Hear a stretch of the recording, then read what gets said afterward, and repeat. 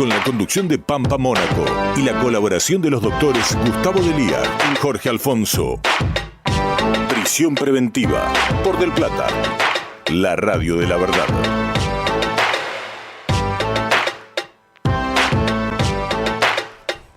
¿Cómo les va? Muy pero muy buenas tardes. Bienvenidos a Prisión Preventiva, otro sábado más en AM 1030 Radio del Plata, para acompañarte hasta las 15, para informarte de todo lo que pasó en la semana y adelantarte lo que va a ocurrir en la semana que entra, siempre bajo la premisa de la cuestión policial y judicial.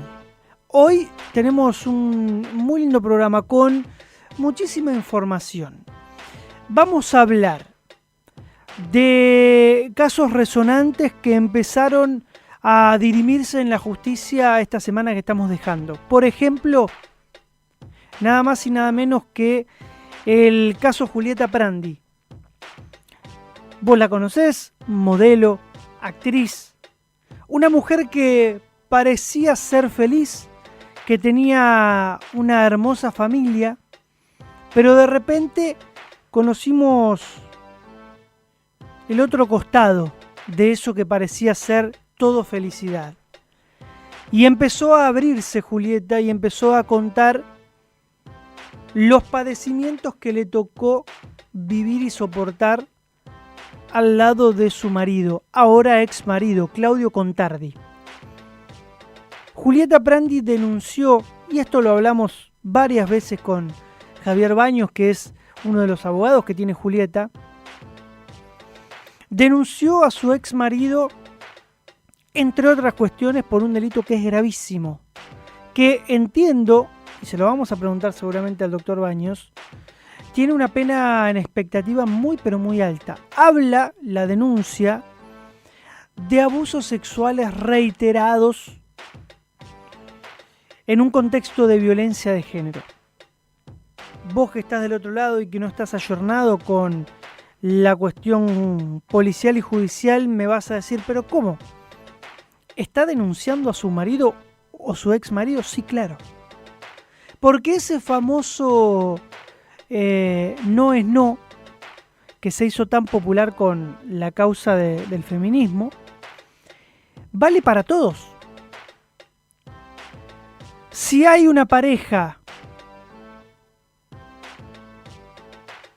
o una relación de pareja y en esa relación alguien quiere tener relaciones sexuales o hacer el amor, como quiera llamarlo, según la condición y el amor, valga la redundancia, que haya entre ellos, y uno dice que no está obligado, por más que los una una unión convivencial o un matrimonio o simplemente una relación de pareja extendida en el tiempo. Esto es lo que en definitiva terminó denunciando Julieta Prandi, que fue víctima no solo de situaciones horrendas que tienen que ver con manipulación, amenazas y demás, sino que con el tiempo entendió que más de 100 veces, porque la denuncia habla de 100 y pico de veces, accedió a tener relaciones sexuales bajo coacción de su, en ese momento, pareja. Por eso digo que la causa es resonante no solo por el hecho de los que están en el banquillo de los acusados y como víctimas, sino porque el concepto en sí tal vez no es fácil de entender para el grueso de la población. Vamos a estar hablando también de lo que ocurrió en esa casa de Avenida Congreso al 3700, que se terminó de dirimir esta semana, porque se conoció finalmente la identidad de quien en vida fuera el portador de ese cuerpo, en realidad hoy, de esos restos de huesos. Son 151 pedacitos, hablando coloquialmente, de huesos que encontraron en una obra, en realidad debajo de una medianera que se desmoronó en una obra. Todos conocen la casa o la obra como el lugar en construcción donde vivió Cerati, o por ejemplo Marina Olmi, que es la hermana de Boy Olmi. Esta semana, después de un laburo muy pero muy bueno que hizo el fiscal López Perrando y el equipo de argentino de antropología forense, se logró determinar, después de un ADN, quién es la persona que estaba allí enterrada. En un ratito vamos a contar los detalles, porque aparte hay una historia que posiblemente tenga resolución en poco tiempo. Porque esa casa resultó ser de la familia de una persona que era compañera de colegio, y ahí ya estoy adelantando algún dato, de la víctima. La víctima tenía 16 años. Desapareció el 26 de julio de 1984 y nunca más lo encontraron. De manera fortuita, porque se cae una medianera, terminan hallando esos restos. En mayo, el 20 de mayo de este año. Y en estos días, a principios de agosto, gracias a la ciencia, sabemos de quién estamos hablando. Y obviamente se está buscando un culpable que ya está entre ceja y ceja. Y vos me dirás, pasaron 41 años, sí, no va a ir preso, porque se extinguió la acción penal por la prescripción, por el paso del tiempo. Pero ese hombre, que en un ratito te voy a contar quién es, o por lo menos el principal sospechoso, va a quedar marcado como posiblemente el asesino de Diego. Ese era el nombre de este pibito. También vamos a hablar de la posibilidad de estar frente a un asesino serial en Jujuy. Una historia tremenda por donde se la mire también. Un hombre que se dedicaba, al parecer, esto lo tiene que probar la justicia, pero hay grandes indicios, a buscar los viernes gente que estaba en situación precaria, indigentes, los llevaba a su casa, se cree prometiéndoles algo, y allí los mataba. Una historia escabrosa por donde se la mire. Tenemos un montón de información para contarte, un montón de notas que vamos a ir desarrollando a lo largo de estas 2 horas. Quédate ahí prendido a Radio del Plata, ya sabes que nos podés escuchar por la página web, nos podés escuchar por la típica, el 1030 del dial, o si no, también nos podés escuchar y ver por YouTube. Entrás a YouTube, ponés el canal de Radio del Plata y allí nos vas a poder escuchar y ver. Todo eso y mucho más después de la primera tanda que hacemos en este momento. Dale.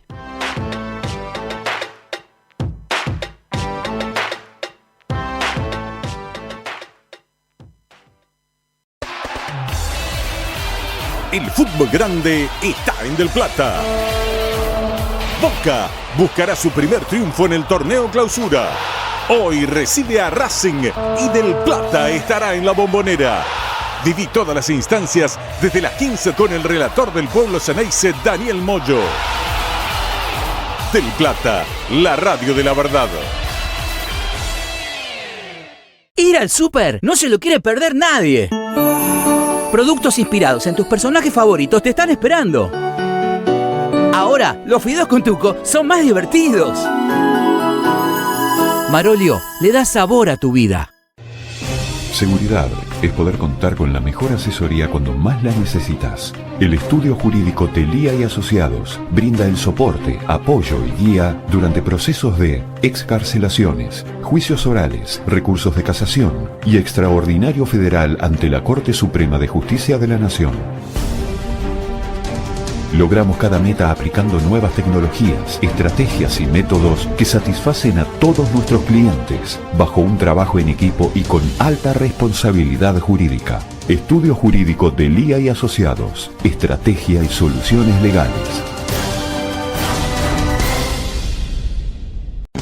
El sábado es un buen día para repasar los principales temas judiciales y policiales. Hasta las 15, Pampa Mónaco y equipo te cuentan todos los secretos de los casos más resonantes. Por Del Plata.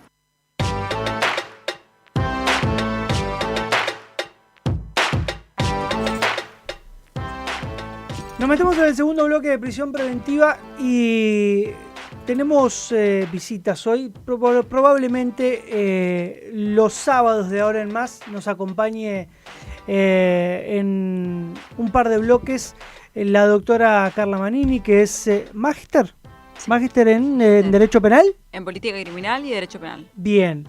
Ella sabe, no como yo y Jorgito y Gustavo. La idea es charlar desde, como hacemos siempre, desde la parte penal, judicial, desde la abogacía, pero bajarlo al llano, para que la gente que está del otro lado entienda un poquito, porque esa es la idea de este programa. Más allá de tocar los temas resonantes del mundo policial y judicial de la semana y adelantarte, como siempre decimos, lo que va a pasar, siempre nos tomamos el tiempo para charlar un poquito de derecho. Vos no sos de acá. No, yo soy de provincia de San Juan. ¿Y por qué una sanjuanina trabajando en Buenos Aires? ¿Desde cuándo? Estoy trabajando hace aproximadamente 3 años que me matriculé en provincia. Uh-huh. Y bueno, comencé con una carrera que me trajo directamente acá, casos resonantes, que bueno, impactaron mucho en provincia de San Juan, y hace aproximadamente 3 años vine acá, viajé, me matriculé y bueno, comencé mi carrera. Pero ibas y venías. Iba y venía hasta marzo de este año, que me mudé definitivamente a Capital Federal. Y es un cambio, me imagino. Sí, igual me encanta. Me gusta mucho. Siempre que hablamos con abogados del interior por distintos casos, cuentan que es distinto litigar en el interior. Tal vez porque hay otras costumbres, tal vez porque si hablamos de justicia y de casta, en el interior es como que se nota más. Por ahí viene más de familia, por ahí son mandatos familiares y por ahí tenés un padre juez, un hijo fiscal y un nieto, no sé, defensor oficial. Digo, ¿pasa eso en el interior que acá en Buenos Aires no se ve? Sí, en particular yo tengo familia de abogados, Uh-huh. pero nunca me interesó el Poder Judicial. Nunca del otro lado. Claro, nunca me gustó. Tuve familiares que estuvieron, Uh-huh. fueron fiscales, que actualmente, bueno, son jueces, pero no me gustó. Nunca sentí como esa necesidad de entrar al Poder Judicial porque había algo que en el momento que empiezo a ejercer, porque yo no ejercía derecho penal. Uh-huh. Esto fue hace poco, recientemente poco, fueron 5 años. Bien. En los cuales empiezo como con este cambio. En pandemia en particular, cuando empiezo mi especialización en sistema penal acusatorio, que es cuando en San Juan arranca este sistema nuevo, que era para todos novedoso, y no habían como profesionales capacitados. Y en cuanto a tu pregunta, Pampa, de que sí, de hecho se hizo una estadística, no me acuerdo qué emisor o qué radio, fue algo que estadísticamente decía que creo que San Juan, después primero La Rioja y después Uh-huh. en punto número 2 San Juan, es como el lugar donde más jueces hay, como por así decirlo, a dedo. Claro. Y no hay carrera judicial. En Claro. San Juan no existe la carrera judicial. Así todo teniendo la posibilidad de meterte en la justicia, ni siquiera como para hacer las primeras armas, como No. para tomar los conocimientos básicos que, eso sí es cierto, haces escuela. Por lo menos acá en Buenos Aires, tribunales ordinarios o ni hablar en la justicia federal, vos hablás con alguien que pasó por los distintos rangos en la justicia y hablas con un abogado recién recibido y te dicen que obviamente es abismal la diferencia, ni siquiera para eso, para adquirir conocimiento. Yo en particular cuando empecé a litigar en San Juan y se implementó el sistema penal acusatorio adversarial, eso se implementa en 2021 y sí empecé a notar la deficiencia de la capacitación. Y notaba cómo, por ejemplo, habían personas como el caso Guidones, este maestro que sale absuelto. Uh-huh. Yo tuve 20, 30 Guidones. Entonces vos decías, ¿cómo puede ser que, en teoría, se supone que el Poder Judicial debe tener fiscales? Porque el que lleva toda la acusación es el fiscal. Y notaba como que de pronto no había coherencia. O sea, no era una teoría del caso investigada. Esas deficiencias me llevaron a decir, no quisiera formar parte de esto, porque entiendo que tenía la capacidad y, bueno, con el tiempo creo que no me arrepiento. Hoy la verdad que no está en mis planes. ¿Te recibiste en 2000? Me recibí van a ser ya más de 5 años. Pasados los... De abogada, no de especialista, no con la no, de especialización, abogada más de 5 años por llevo. eso, 2018, 19 más o menos. Fines para esas fechas. Ya Y- llevo varios. Igual empecé a los 18 a trabajar. Claro, bueno, Como fuiste que, conociendo. claro, yo a los 18 ya trabajaba con una tía que trabajaba en Fiscalía de Estado. Bien. Entonces como que empecé y sí la rama penal quizás como notaba estas deficiencias en particular, que no lo noté con la implementación del sistema. Claro. Esa es la realidad, que quizás para todos fue nuevo, pero yo lo que noté es que había, como en todos lados, acá también. Y la parte penal, yo lo hablaba el otro día, vino la doctora Ángela Burgos, que la debes conocer, también es una abogada del interior, que tiene varias causas en la provincia de Buenos Aires, pero sobre todo en la justicia federal acá en Buenos Aires, y me comentaba que se tuvo que abrir, si se quiere, a los codazos, porque la rama penal es bastante machista. Digo, ¿vos cómo te llevaste con eso? A mí me pasó que, bueno, un poco en San Juan, siempre digo, tuve mucho respeto por un familiar que en este caso era muy conocido y como que dejó como una imagen muy, muy alta. Claro, dejó la vara alta. Dentro del Poder Judicial, por suerte, siempre digo, tuve... los jueces, debo admitir que en lo que es la justicia de San Juan son excelentes. No es porque sea de San Juan, pero sí he notado como mucha capacitación en jueces. Mi crítica por ahí es un poco para Fiscalía. Bien. Noto eso, pero siempre respeto, y cuando empecé acá, que en su momento también me decían, ¿cómo te vas a ir a Buenos Aires? Que sos mujer, que vas a andar por los... Y la verdad que... Claro, por los penales, por las los penales, comisarías. he conocido esta Sierra Chica. Picante. Sí, pero no pasó nada. Por No, suerte, respeto tiene un de los historial colegas, y una mística tremenda y por como todo lo que decir pasó. que vas, no sé, a Sierra Chica, yo he ido a casi todos los penales acá de provincia, Unidad, bueno, toda La Plata, Unidad 59, la 60 de Merlo, Varela, González Catán, Campana, es como que dicen, bueno, una mujer, y ni te digo cuando sos, no sé, mujer, en su momento sí, que cómo va a ser derecho penal, y al principio no, o el tema de la edad, a mí me jugó muy en contra, en mis arranques, era muy chica, Ujú, y decían, es que es muy chica. claro. Y venía un cliente capaz que se súper interesaba en mi trabajo, Sí, pero decía, es que la edad es muy joven, que Claro. quizás... Y bueno, yo siempre digo, la capacidad no vas a hacer... Te va a dar quizás experiencia, pero con estos nuevos sistemas hoy que se van implementando, de hecho se va a implementar el acusatorio adversarial en fuero federal, Ujú. yo siempre digo, quizás el abogado más chico es el que va a estudiar más, porque el ya grande, no digo que no lo vaya a hacer, pero no es lo mismo prepararte con edad de los 30 a cuando ya tenés casi 40 para 50 Claro. o más. Hay otra similitud con la doctora Burgos que charlaba hace un par de semanitas, y es que a diferencia de lo que uno está acostumbrado a ver, que es la mujer en el rol de defensora de mujer y sus derechos, vos, como la doctora, patean el tablero y se meten a hacer mucha defensa de hombres en casos de violencia de género y de hombres en casos de falsa denuncia. Exacto. A Y mí me eso, pasó... eso choca, Sí. porque la gente te ve y dice, no, pero pará, esta mujer debería estar del lado de la mujer.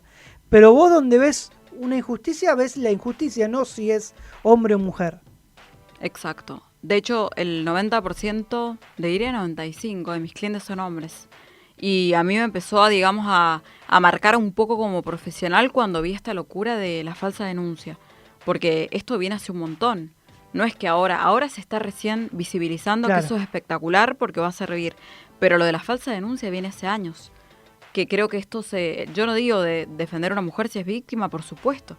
Por supuesto que siempre voy a estar, he defendido Obviamente. muchas mujeres, pero cuando ya esto se torna este feminismo quizás exacerbado en algo Persecutorio, tal vez. persecutorio para el hombre, El feminismo no es malo. no, por O sea, supuesto que no, otorgó muchos derechos a las mujeres. Cuidar y velar por los derechos de las mujeres está perfecto. Ahora, no sos la primera persona, y hay hombres que lo dicen, y yo también lo sostengo.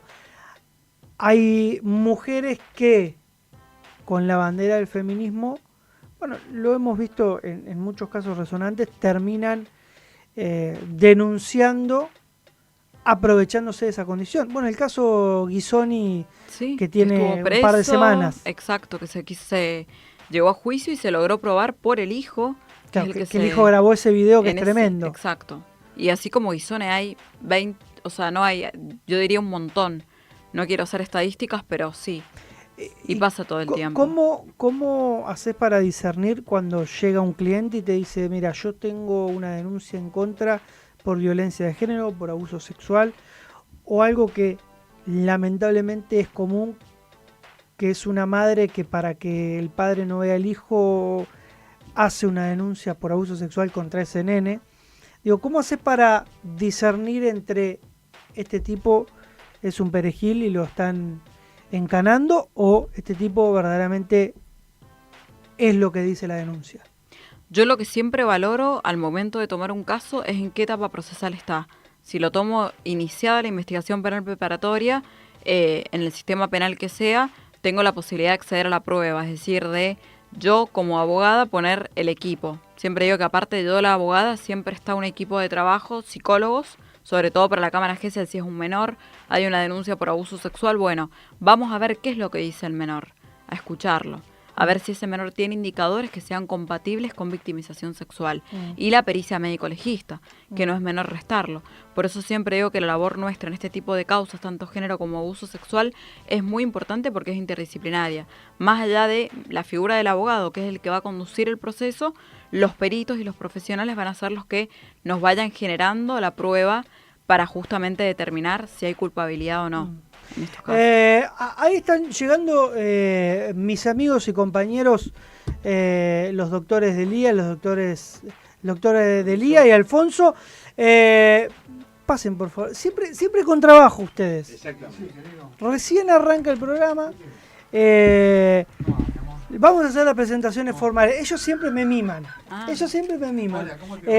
¿Cómo andás? La doctora Alfonso. Carla Manini, el doctor Jorge Alfonso, el doctor Gustavo Delía. Ellos son quienes sábado a sábado me acompañan. Bueno, con Jorge estuvimos hablando hace ya 2 sábados, Jorge, con la doctora Ángela Burgos, conociendo un poquito de el mundo de las mujeres abogadas en la parte penal. Estábamos charlando con Carla sobre las falsas denuncias. Acá tenés, creo que, 2 puntas. Jorge tiene un pensamiento muy similar al tuyo. Es más, su frase de cabecera debe ser que todos los hombres estamos en prisión preventiva. Sí. Libertad Con condicional. libertad condicional. Libertad condicional. Y Gus es más, porque aparte él tiene un departamento de género en el estudio y obviamente defiende o representa, mejor dicho, a víctimas de violencia de género y demás. La doctora nos contaba que tiene muchísimos casos, que el 90-95% de sus clientes son hombres y que gran parte de esos clientes vienen por falsas denuncias. Bueno, ¿qué tal, doctora? ¿Cómo le va? Me gusta. A ver, evidentemente hoy tenemos un flagelo muy importante con respecto a este tipo de delitos, y cuando estamos hablando de este tipo de delitos hay que ser muy cuidadoso. ¿Y por qué digo esto? Porque si bien yo contemplo, creo y estoy muy convencido que las personas que son víctimas de este tipo de delito hay que protegerlas, cuidarlas, y aparte no tratar de reestigmatizarlas a la víctima, hay algo que juega en contra, que vemos que en tribunales hay muchas falsas denuncias. Entonces, y siempre tienen que ver con, es decir, denuncias en donde el hijo le hace caso a la madre, la hija le hace caso a la madre. Entonces no es un abuso sexual, sino es un despecho amoroso de la madre con respecto al padre, en donde los hijos son rehenes de un conflicto parental. Como el caso Ghisoni, que vimos la semana pasada. Por eso digo que ahora hay que tener, y lo digo como letrado, hoy hay que tener mucha sensibilidad antes de agarrar una representación. ¿Y por qué digo esto? Soy el primero que defiende a las víctimas. Yo fui el que llevó adelante el caso Llanola, Sí, yo siempre dije, no puede haber 18 equivocadas. Entonces, por el caso, ya no, no puede haber 18 mujeres equivocadas y él es el santo de la espada.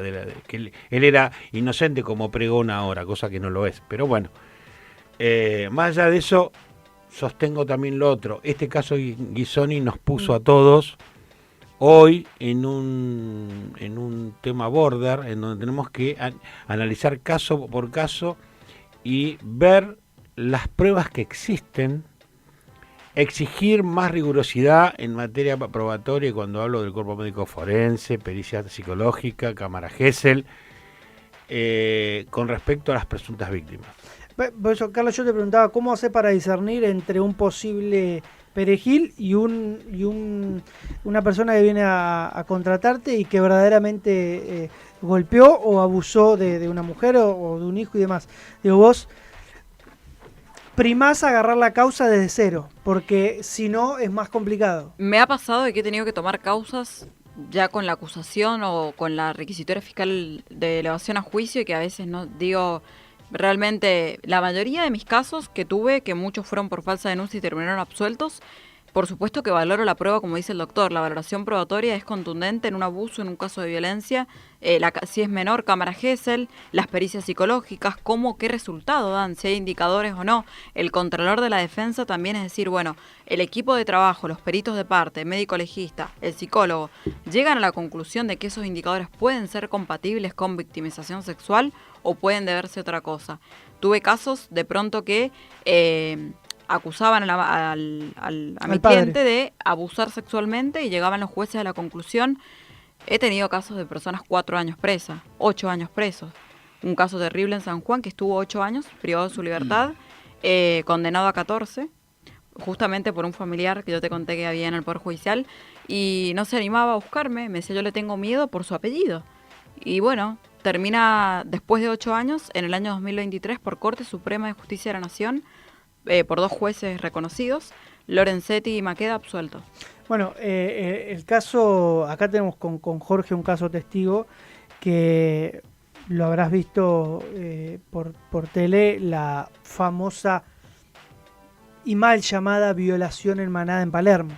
Esos chicos que supuestamente, digo supuestamente porque los pibes, varios están hoy libres, habrían abusado de la víctima. Hay sí condenados porque se encontró materia seminal, por decirlo de alguna manera, de uno de los pibes, pero Jorge logró sacar a un pibe que pasó más tiempo preso del que supuestamente le dieron en suspenso. De que fue la sentencia, sí, el caso Palermo, para simplificarlo. Palermo. ¿Qué tal, Sí, doctora? sí. Un gusto tenerla aquí presente. Pero yo digo, basándonos y dejando del caso el tema Palermo, yo digo, ojalá que salga justamente el proyecto de ley del Ministerio de Justicia sumado con el titular del Ejecutivo, que es con respecto a la falsa denuncia. Se quedan cortos con respecto a la punibilidad de la responsabilidad penal. Yo creo que no tiene que ser justamente lo que están planteando ellos. Yo creo que el castigo que tiene que tener justamente una persona que realiza una falsa denuncia dentro de lo que es el contexto de la violencia de género tiene que ser la misma pena que la denuncia. Bueno, pero algunos te alcanzar dicen, los 20 años. Algunos te dicen que no hay que legislar sobre falsa denuncia porque para eso está la calumnia. Claro, pero tenemos una organización criminal y date cuenta que en el caso de Ghisoni ahora el fiscal pidió justamente la investigación. Por falso testimonio. No, por falso testimonio, pero guarda que de acuerdo a la imputación que le puede llegar a caber a ella, cuando sea citada a declaración indagatoria, sumatoria de todos los delitos que ella denunció, falsamente puede llegar a tener una pena máxima de 20 años. Eso los abogados penalistas parece que no lo saben. Y el Estado no tiene que mirar para otro lado. Acá tenemos una organización criminal que va por estudios jurídicos, por peritos, por psicólogos, por psiquiatras, con el relato de una persona que se cree que no hay que llamarla víctima. Cambiemos el nombre, tiene que ser damnificada. Víctima es cuando vos tenés una sentencia firme que te acredita que vos sos víctima. Tiene que ser directamente la denunciante o el denunciado, porque también ocurre con hombres. Pero a ver, no miremos por otro lado, que el Estado se haga cargo realmente y que el Poder Judicial se haga cargo, porque ahora parece que todos quieren mirar por otro lado y no quieren darse cuenta que estamos frente a denuncias falsas. Que yo diría que no son denuncias falsas, son imputaciones con un peso crítico de querer dañar. O sea, son imputaciones falsas que quieren buscar un daño. ¿Y el daño cuál es? Como dijo la doctora, ¿cuántos años dijiste recién? 8, 4, 2. 8, 4, ¿a vos te parece? Locuras. 8, 4 años, una persona que después se declara inocente. En la Y que llegan a provincia de juicio Buenos en Aires, preventiva, porque acá en provincia de Buenos Aires son todas preventivas. Parece que estuvieran los jueces enamorados de las prisiones preventivas. Sí. Bueno, Eso pero por es- eso están las cárceles como Bueno, están. Y las yo comisarías como colapsados. están. voy a denunciar a una jueza justamente del Poder Judicial, jueza de garantía de San Martín, que dijo: en mi vida, en mis 30 años, yo nunca otorgué una morigeración. Me parece que es una falta de respeto justamente a la ley, no otorgar una morigeración. En San Juan, la prisión preventiva es la excepción o es como acá? No, en San Juan, a partir de cuando comenzó la acusación, teníamos un sistema mixto que era casi igual que el de acá de Provincia de Buenos Aires, hasta que se modifica en 2021 la ley 1851O, sistema acusatorio adversarial, y a través de un fallo del doctor Caballero Vidal, juez de impugnación, se determinó que la prisión preventiva es la excepción. Toda persona que llegue a un delito, acusado de un delito de homicidio agravado, abuso sexual, de la índole que fuere, se presume inocente hasta tanto haya una sentencia firme que lo declare como tal. Rigiendo, por tanto, yo he tenido casos que han llegado iniciaron la investigación penal preparatoria por un abuso con acceso, un gravemente ultrajante, un homicidio agravado en libertad, siempre que se cumplan, por supuesto, que no vayan a entorpecer la investigación, no se vayan a profugar, no tengan antecedentes penales. Pero en San Juan creo que debe ser una de las pocas provincias que rige este principio Acá es un escándalo, básico que debería estar. Pero acá, imagínate con toda la prensa. Acá la regla es la prisión preventiva. Claro, pero por Buenos eso te Aires, digo, sí. acá te salen a quemar gomas y te prenden fuego una fiscalía. Ahora me gustaría escucharlo, Gustavo, pero yo quiero aclarar esto. Hay una secretaria de un distrito en La Matanza que dijo: los hombres son culpables y ellos tienen que demostrar la inocencia. Sí, Recordemos que el titular invertir del la carga de la Ejecutivo- prueba, ¿no? Ahí está. Recordemos que el Ejecutivo justamente de la Intendencia, o sea, de allá... Sí, Fernando Espinosa. ¿no? Está procesado por abuso abuso. sexual agravado. Se elevó, ya la causa está elevada, Está elevada a juicio. juicio. Estábamos libertad. sí, está en libertad. Está en libertad. Está en Qué libertad, diferencia claro. entre los pobres pibes que yo tengo todos Claro. detenidos y... Gus, saludamos a Javi Baños, ya un amigo de este programa. El doctor Javier Baños es el abogado de Julieta Prandi. Esta semana comenzó el juicio allí en los tribunales de Campana. Javier, ¿cómo te va? Buenas tardes. Pampa, querido, amigo mío, Gustavo, Jorge, ahí la otra invitada que está, a todo el piso, a toda la audiencia. La todo doctora el equipo de Carla producción. Manini. Javi, bueno, Doctora Carla. escúchame, te vi en un cruce ahí con el abogado defensor de Contardi, cruce en cámara y todo. ¿Qué pasó? Explícame un poquito de eso. Nada, no sé, yo estaba hablando porque justo había un cuarto intermedio, salí, me estaban haciendo unas notas y empezó a gritar el otro abogado de atrás, se metió en el vivo y quedó ahí como que siguió el debate en la puerta del juzgado entre los dos abogados discutiendo como una mini discusión, Sí. pero en vivo. Eso fue lo que pasó. Un poco gracioso dentro de lo que es un juicio, ¿no? Pero bueno, Bueno, son cosas que pasan. ¿Cómo ves estas primeras jornadas? ¿Cómo está Julieta? Se la ve, a ver, es raro, da la sensación de que está fuerte, firme, pero en esa cara se denota tristeza, ¿no? Mirá, a ver, Pampa, le hizo recontra bien hablar, descargarse, o sea, estuvo buenísimo que haya hecho el juicio, que se haya liberado, que haya terminado, que se haya producido toda la prueba.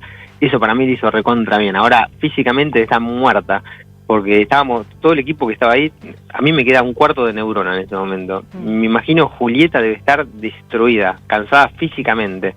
Más allá de que anímicamente revivir todo esto no le hace bien a nadie, algo positivo en su psiquis le hizo porque se descargó. Eso lo tenía que hacer. O sea, viste como cuando te sacás la venda a una herida, y te la curás, que en el momento te duele, bueno, pero que te está haciendo bien, te está curando, yo creo que le pasa eso por adentro. Pero bueno, físicamente debe estar agotadísima, tenía el celular reventado, estuvimos muchas horas sin dormir, con el estrés del juicio. Es bravo. Yo, mira que hice juicios, pero este fue especialmente bravo. Javier, ¿qué tal? Aunque corto, hay que reconocerlo, sí. Javier, buenas tardes. Gustavo Delia te habla, ¿cómo andás? Gustavo, querido, ¿cómo andás? Un placer. Un placer también. Tengo entendido por comentarios de que este señor Contardi, el imputado, al momento de su declaración se mandó un furcio, pero tremendo, ¿es así? Sí. Dijo, nunca la abusé sin su consentimiento. Tremendo. Fuerte, tremendo. Te traiciona, vos lo sabés igual que yo, cuando un testigo declara por un lapso muy prolongado y se relaja en el medio de la declaración, pasan esas cosas. Claro. Lo traicionó el inconsciente. Es casi una confesión. Jueza, claro, ¿no? es decir, él abusa con consentimiento. Claro. Está bien, ¿no? Claro, es un abusador. Comete los abusos, todos los abusos sexuales que cometió fueron siempre consentidos por Julieta. Una locura, una contradicción en los términos y casi como se veía ahí en los medios, ¿no? Una suerte de confesión en los términos. Jorgito. Javier, ¿cómo te va? El doctor Jorge Alfonso, un gusto en saludarte. ¿Cómo estás?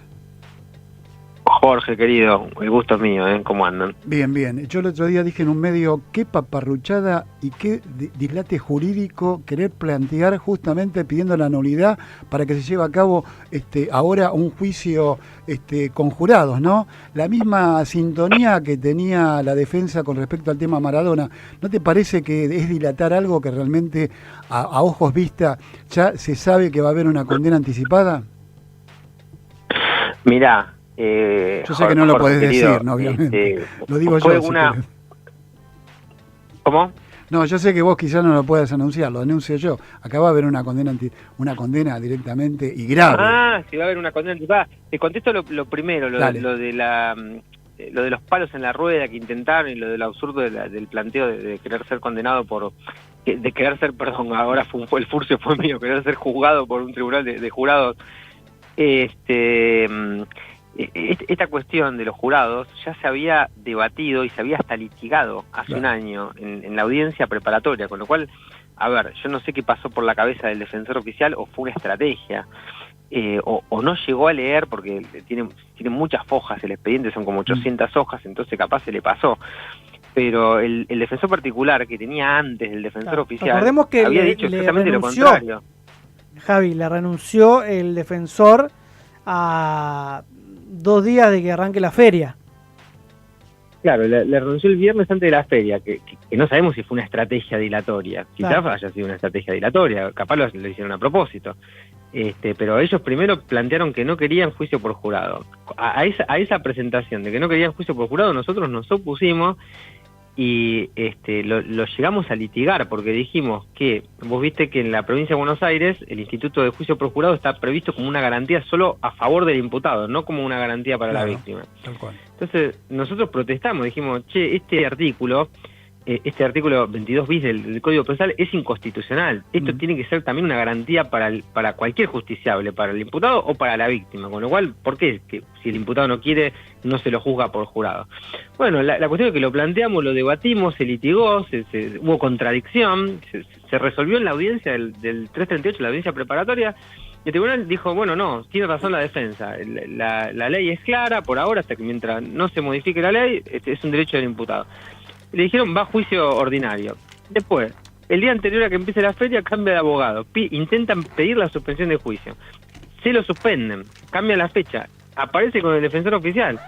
Piden de vuelta la nulidad porque ahora no querían ir con un tribunal ordinario y querían volver a juicio por jurado. Es una ridiculez absoluta. Bueno, y es una forma... vuelven a cambiar de abogado y ponen a los abogados particulares que lo defendieron finalmente. A ver... O sea... Son estrategias judiciales, sí, hay que entenderlo. El abogado de qué lado estaba a utilizar una estrategia a la otra. Yo quizás, te digo con respeto, hubiera hecho lo mismo, pero me parece que realmente no se considera el fondo de la cuestión porque se le sigue ocasionando un daño muy grave desde el punto de vista psicológico y psiquiátrico a esta chica, pobrecita, ¿no? Realmente. Y, a ver, nos ponemos en la cabeza de Julieta. ¿Cómo le explicamos? Que hace 5 años que estamos dando vuelta con apelaciones, con recursos, yendo a la Cámara, yendo a casación, que pedimos juicio por jurado, que no, que el tribunal dice juicio ordinario, que hacemos la audiencia preparatoria. Es decir, ya ella la llama las casitas, en vez de decir, viste, los recursos, el recurso de apelación, casación, inconstitucionalidad ante la Corte, el recurso federal, ella lo va llamando, las casitas que van haciendo. Todo el tiempo se empieza a recurrir de nuevo.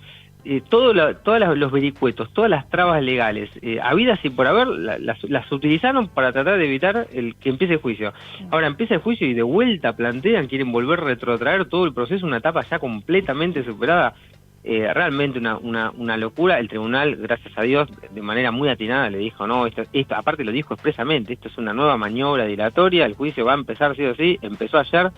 Se escucharon los 8 testigos, declaró Prandi, declaró el papá, la mamá, la hermana, Pelufo, el compañero de la radio, Sebastián Weiser, el psiquiatra Milano que lo destrozó al imputado, y hoy vinieron las 3 peritos, la psicóloga tratante, la perito de la asesoría pericial, la de la oficina de asistencia a la víctima, una amiga que se llamaba Lorena, una niñera que cuidaba a los chicos, y el testigo de ellos, o sea, el testigo que propuso la propia defensa ratificó los dichos de Julieta. O sea, no lo vi nunca en un juicio oral de esta naturaleza, ¿no? De esta gravedad. Doctor, buenas tardes. Un gusto. La doctora Manini. Quisiera consultarle, doctor, porque tengo entendido que ustedes solicitaron la prisión preventiva. Sí, cuando terminó de declarar Emanuel, que fue el último, Manuel Ortega, con todo lo que dijo él, entendimos que corría peligro la seguridad de Julieta y que además, atento a la magnitud de la pena en expectativa, existían riesgos procesales porque hay un peligro de fuga que es evidente. ¿Qué pasa si mañana Contardi no se presenta, no? Entonces, como representante del particular unificado, yo pedí la prisión preventiva. El fiscal no me acompañó. No tengo nada para decir en contra del fiscal porque la verdad es que el fiscal Cristian Fabio, además de ser un excelente magistrado, se ha comportado de manera correctísima a lo largo de todo el juicio. Entonces no tengo ningún reproche para hacerle.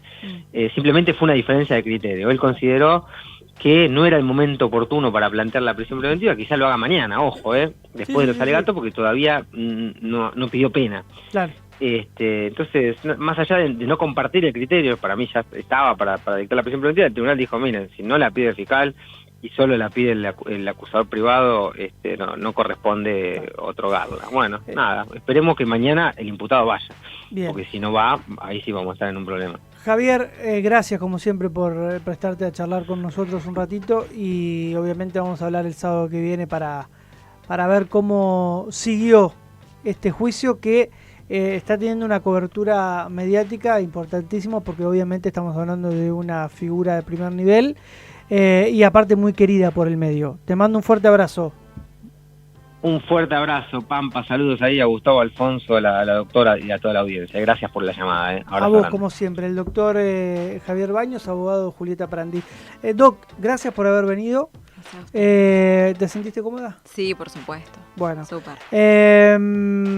¿Alguna línea o algún Instagram donde pueda la gente escribir? Instagram, doctora Carla Manini.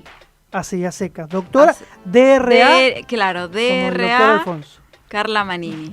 DRA Alfonso. DRA punto Alfonso. Ay, ¿Quién se le ocurrió poner el punto?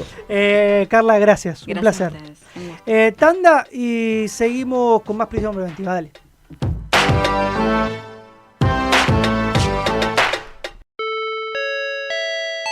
Su atención, por favor. Por la transmisión del partido Boca Racing, habrá cambios en la programación del sábado. La tarde de Liliana Cheli comenzará a las 19:30. Así Estano lo hará a las 20:30. Y Eternamente Beatles estará en el aire desde las 21:30. Muchas gracias por su atención. Del Plata, la radio de la verdad. Son solo 6 pasitos, Kini 6. 6, 5, 4, 3, 2, 1, Kini 6. Son solo 6 pasitos. A la suerte hay que ayudarla. Con el Kini estás a 6 pasos de tus sueños. ¿Qué esperas para cumplirlos? 6, 5, 4, 3, 2, 1, Kini 6.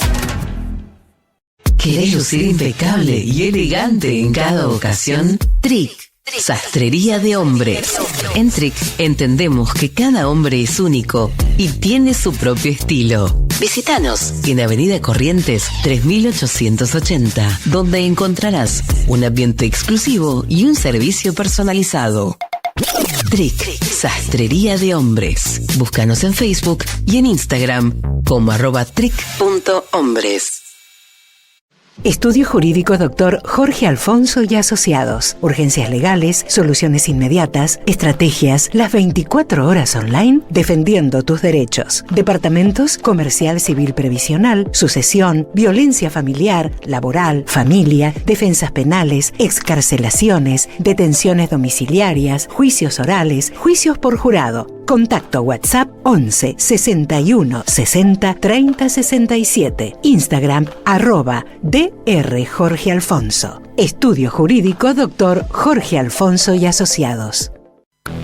Hasta las 15 continuamos en Prisión Preventiva. Se presume culpable. Con Pampa Mónaco, por Del Plata, la radio de la verdad.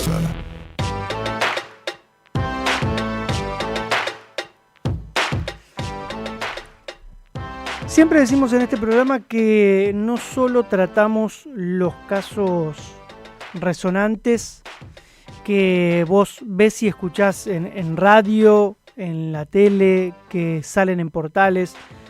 La idea también de este programa es darle voz a aquellos que tal vez no llegan con sus historias, que merecen tener justicia, a las grandes cadenas de televisión, de portales web o lo que fuere.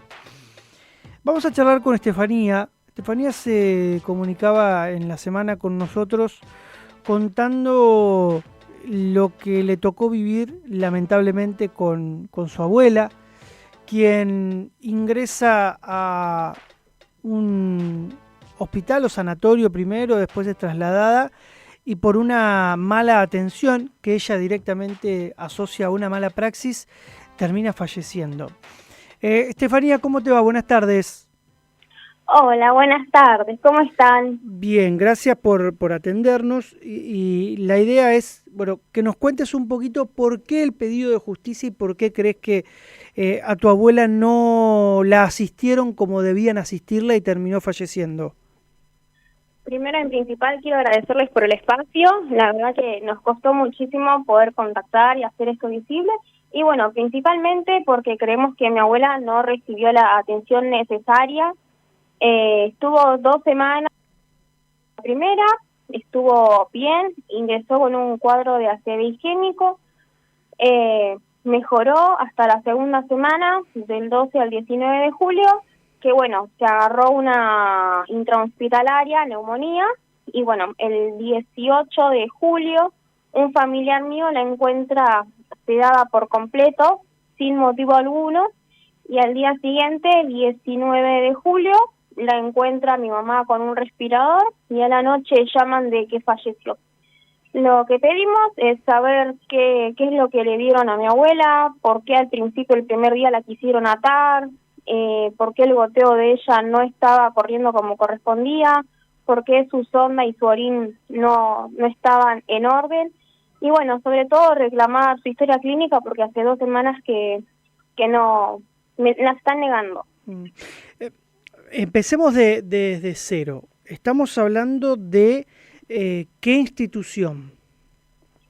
La clínica de los Virreyes, localizada en Ciudad de la Paz, 1157 en Belgrano. Bien, ella llega ahí trasladada desde el hospital o el sanatorio Lucio Meléndez, ¿no? Sí, de Julio Méndez, del municipal. Del municipal, perfecto. Llega ahí con un cuadro, decías... De una CB. De una CB en curso, sí, que la encontró mi mamá a las 9:30, cuando ella siempre se levantaba porque mi mamá estaba de vacaciones. Para la medicación y el desayuno la encuentra ida, que no hablaba, que no estaba en tiempo y espacio. Llega al SAME, porque llamamos al 107 y la derivan directamente con ambulancia de la obra social, OVA, al Méndez, de urgencia, lo cual estuvo en un box en terapia, y bueno, ese día nos dijeron que nos vayamos a despedir porque no pasaba la noche, y al día siguiente la encontramos, sobre todo mi mamá, en una camilla en el medio del pasillo, ya por ser trasladada a esta clínica. Ujú.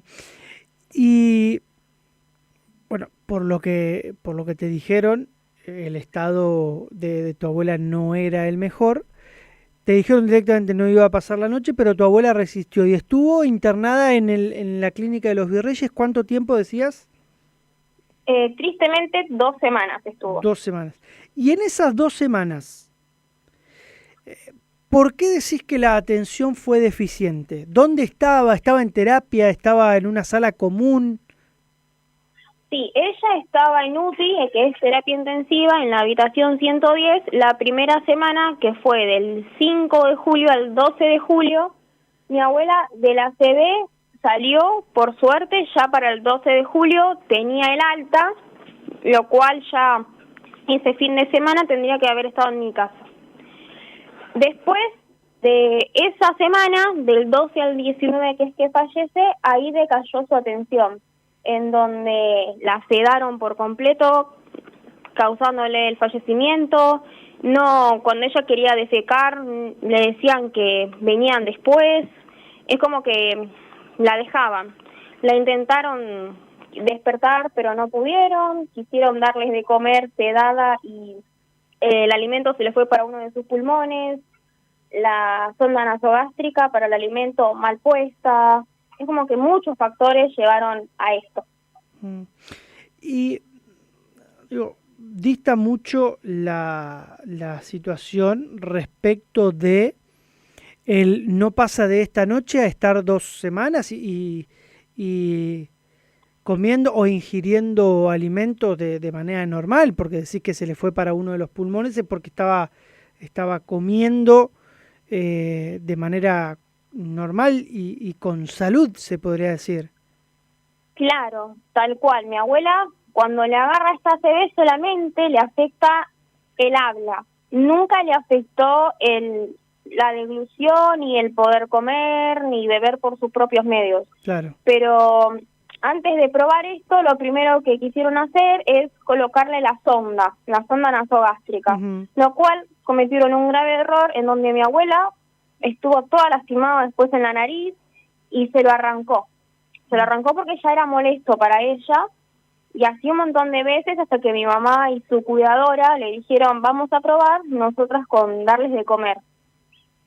Pasó, 2 días y empezó a comer sola, beber sola, de a poquito, con todo estilo papilla. Y de ahí los enfermeros no entendieron y seguían insistiendo con la sonda, y también preguntamos por qué insistir con la sonda cuando ella podía comer y beber sola. Claro. Y eso, ante esa pregunta, ¿qué decían? No, nada, que era por miedo a que se broncoaspire. Lo mismo que se le vaya la comida a los pulmones, que es lo que antes de fallecer le avisaron a mi mamá, que en la última aspiración que le hicieron le sacaron de los pulmones alimento. Lo que creemos que en el estado de sedación que tenía ella, le quisieron dar de comer y al no tener fuerza, tragó y se le fue para el otro orificio. O en la cantidad de veces que le quisieron poner la sonda, se la pusieron mal. Tu abuela obviamente termina falleciendo y ¿les dieron alguna explicación? Me encantaría decirte que sí, pero no. A 2 semanas del fallecimiento de mi abuela no nos enviaron la historia clínica. Hoy llamamos de vuelta, hoy sábado, y nos dijeron que no, que tampoco está la historia. ¿Pero por qué se lo niegan? Es lo que también nos preguntamos. Quizás no quisiera pensar mal porque no nos quieren decir la verdad de que le hayan inyectado algo o porque pasó algo. Lo mismo pedimos las cámaras de seguridad de la habitación de ella. ¿Y llegaron a hacer alguna denuncia ustedes? ¿Tienen algún abogado? Sí, Sí, estamos con abogados, le mandamos carta de documento, empezamos un juicio. Claro, porque aparte, digo, la justicia tranquilamente puede obligar a esa clínica a entregar la historia clínica, porque básicamente está el mapa de lo que le fueron haciendo y las complicaciones o no que fue teniendo. Tal cual, sí, lo que también es un misterio porque al pasar 15 días y cuando llegue la carta de documento, la denuncia, nuestro miedo también es que modifiquen las cosas, es como que quieran tapar la verdad con ahora las cosas que se deberían haber hecho. Más allá de la negativa por parte de, me imagino, la dirección de la clínica, ¿hubo algún médico que dio la cara explicándoles qué había pasado, por qué tu abuela termina falleciendo?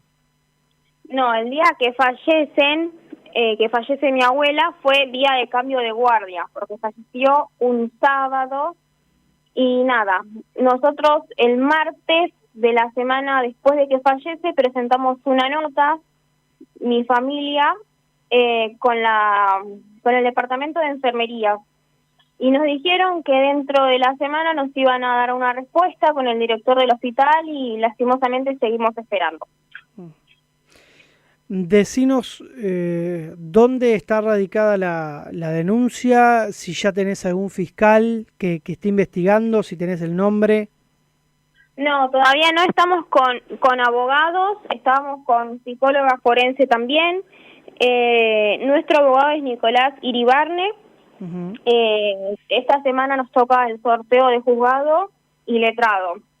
Bien, o sea que legalmente están encaminados, digo, están legalmente, contenidos sí, y con gente idónea.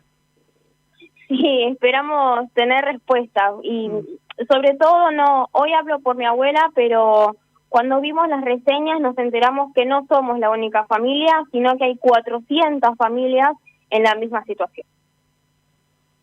Ahí ya cambia la historia, o sea, hay 400 familias que están diciendo que en esa clínica no los cuidaron como debían cuidarlos.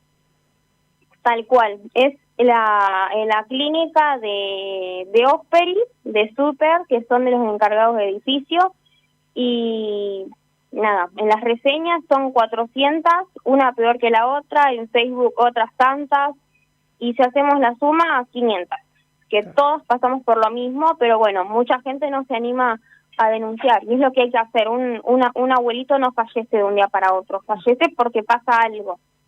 Tal cual. Estefanía, gracias por estos minutos con Radio del Plata, ojalá que se haga justicia. Gracias a ustedes, saludos. Era Estefanía contando lo que le tocó vivir como nieta. Ella y toda su familia internaron por una ACV a su abuela, a un ser querido, y por acción u omisión, deberá dilucidarlo la justicia, esa mujer se murió. Ellos dicen que fue por inacción o por lo menos por mala praxis. Vamos al informativo y seguimos con más prisión preventiva. Dale.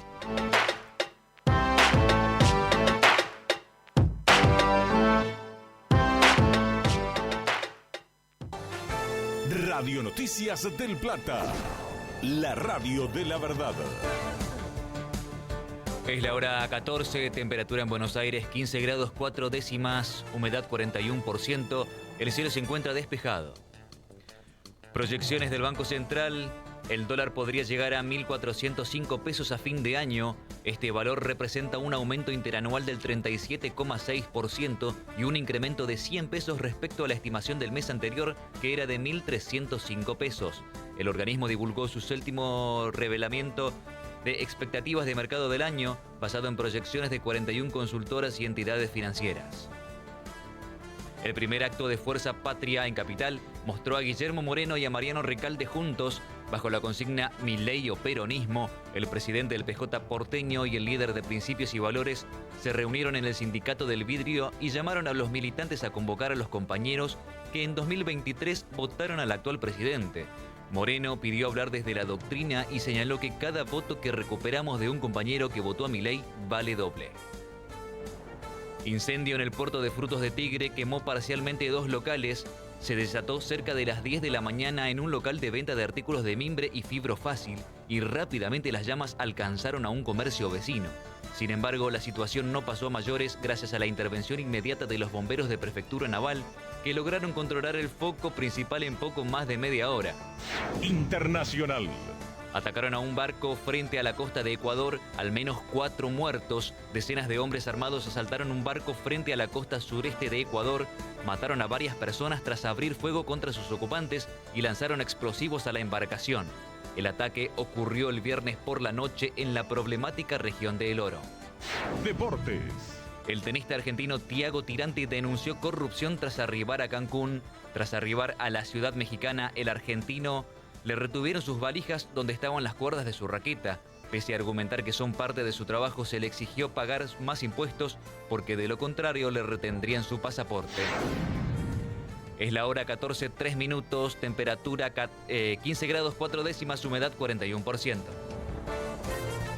Radio Noticias del Plata, la radio de la verdad. Maxi Consumo es el supermercado mayorista que elegís y confías. Siempre trabajamos para darte lo mejor. Atención personalizada, el mejor surtido y variedad con todos los medios de pago. Maxi Consumo crece en todo el país, siempre junto a vos. Desde Buenos Aires, Argentina, en el 1030 de AM del Plata. La radio de la verdad. Hasta las 15, lo más trascendente de los casos judiciales y policiales que conmueven a la opinión pública. Por Del Plata, la radio de la verdad.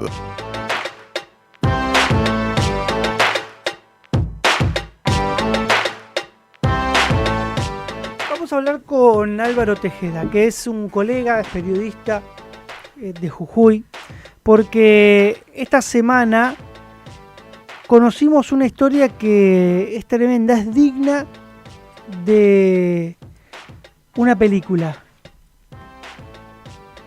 Siempre teniendo en cuenta la presunción de inocencia, lo que cree el fiscal que investiga esta causa es que el hombre que hoy está detenido cada viernes salía en busca de una persona de bajos recursos, una persona que estuviera en situación de calle o algo similar. De alguna manera la convencía de ir hasta su casa, vayan a saber qué les prometía, y ahí, insisto, siempre lo que sospecha la hipótesis del fiscal, los mataba. Y o los intentaba diseccionar o prender fuego. El sobrino que declaró dijo: yo me iba porque los viernes en la casa de mi tío pasaban cosas malas. Lo cierto es que este hombre está sospechado de ser el autor de, por lo menos, porque se está investigando, están haciendo exámenes de ADN de los huesos que encontraron, por lo menos el autor de al menos 5 personas que están con paradero, con búsqueda de paradero, allí en Jujuy, en Alto Comedero. Álvaro, ¿cómo te va? Buenas tardes. Hola, buenas tardes, un gusto de escucharte, saludo para toda la audiencia. Gracias a vos por atendernos. Me imagino, porque esto es una historia fuera de broma de una película de Hollywood. Me imagino lo que debe ser la sociedad jujeña conociendo los pormenores de este caso. Totalmente, nosotros los jujeños estamos consternadísimos luego de tomar conocimiento de un allanamiento registrado el miércoles de la semana pasada en una vivienda del barrio Alto Comedero de la capital jujeña. Para que te des una idea y te ubique geográficamente, la ciudad de San Salvador de Jujuy tiene un poco más de 300.000 habitantes. Solo este sector barrial tiene 96.000 habitantes, es decir, la tercera parte de la capital jujeña, los habitantes de la capital jujeña están en ese lugar donde eran asentamientos fiscales, donde son casas construidas, unas muy pegadas a otras, no hay espacios verdes, no hay plazas. Es un sector realmente, digamos, muy parecido a lo que dicen en Buenos Aires como una parte de la villa, Claro. para ubicarte geográficamente. Y algunos sectores, por ejemplo, en este en particular, Sí. se llama el barrio San Benito de Alto Comedero, donde los accesos son únicamente, en algunos lugares, peatonales, ¿no? ¿Y el allanamiento por qué es? El allanamiento se produce luego de la denuncia para establecer el paradero de un hombre de 68 años, identificado como Jorge Omar Anachuri. Este hombre pernotaba algunos días en la calle, consumía bebidas alcohólicas, era muy querido por los vecinos porque a veces ayudaba a los vecinos a barrer y demás. Y las cámaras de seguridad captan a Jurado y a Anachuri, que abordan un remis en un sector muy conocido, se llama el barrio Mariano Moreno, donde en una plaza cerca de Radio Nacional, muchas personas en situación de calle se cocinan en la plaza, ahí en la vía pública se hacen. La policía los corre, ellos vuelven a apagar el fuego, vuelven a cocinarse, digamos, es todo como un circuito que se hacen al mediodía, ¿no? Es de todos los días este triste paisaje geográfico. Con decirte que a raíz de esto no se pudo hacer el seguimiento del remis, pero sí se pudo captar la patente del remisero, por eso lo citan a declarar, le dicen, mire, maestro, usted el miércoles pasado trasladó a una persona de tal característica con otra persona de tal característica. El hombre dice, sí, lo llevé a este lugar. Llaman, desde la Fiscalía solicitan al juzgado de control y garantías que dé lugar a un registro domiciliario para dar con el paradero de esta persona, porque todavía seguía siendo buscado, y se dan con un hombre que intentaba escaparse y con su sobrino en total estado de shock, que se quiebra y le dice a los policías, mi tío los viernes trae personas y hace cosas malas, mi tío los viernes descuartiza personas. Todas esas palabras fueron textuales que después fueron rectificadas en cámara Gesell de este adolescente de 16 años. Ahora bien, Matías Jurado, un hombre de 37 años, cumplió hasta el 2021 tres condenas por decir, se fueron dos en realidad y una cuando tenía 15 años, donde por falta de acusación fiscal ha sido liberado a los 4 meses de haber ocurrido un crimen, ¿no? 4 o 5 personas, adolescentes también, atacaron a puñaladas a otro adolescente de 14 años en ese mismo sector barrial. Después tiene otras 2 condenas por el delito en contra de la propiedad.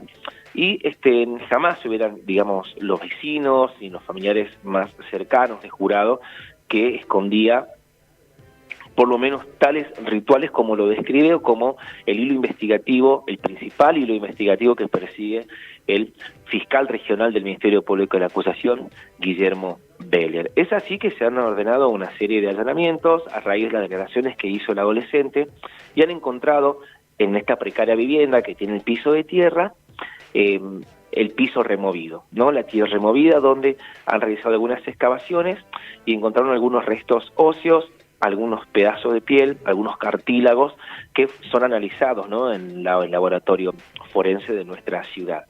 Ahora también, a raíz que pasaron los días, se fue tomando conocimiento que han encontrado una pared de una habitación como recién hecha, recordemos que el hombre era albañil, como recién hecha, y adentro, digamos, empezaron a sacar estos bloques que estaban puestos, digamos, 4 o 5 días previos al allanamiento, y encontraron ocultos serruchos, machetes, sierritas, picos, bueno, varios elementos, cuchillos de importantes dimensiones y muy afilados, con manchas hemáticas que ahí, digamos, surge esta alerta de la posibilidad de que esta persona practicaba de forma continua algunos hechos por así decirlo, para descuartizar personas. Entonces, hasta el momento lo que tiene la justicia jujeña es la imputación por homicidio agravado por ensañamiento por la desaparición y el presunto crimen de este hombre que te relataba, que fue captado en las cámaras de seguridad. Siguiendo las cámaras de seguridad, 2 otras personas denunciadas como desaparecidas desde enero a la fecha también fueron captadas abordando un remis con la misma metodología y por el mismo lugar, una plaza, la Radio Nacional. Álvaro, pone un punto ahí en el relato. El doctor Gustavo Delia te quiere hacer una consulta. ¿Qué tal, Álvaro? Buenas tardes.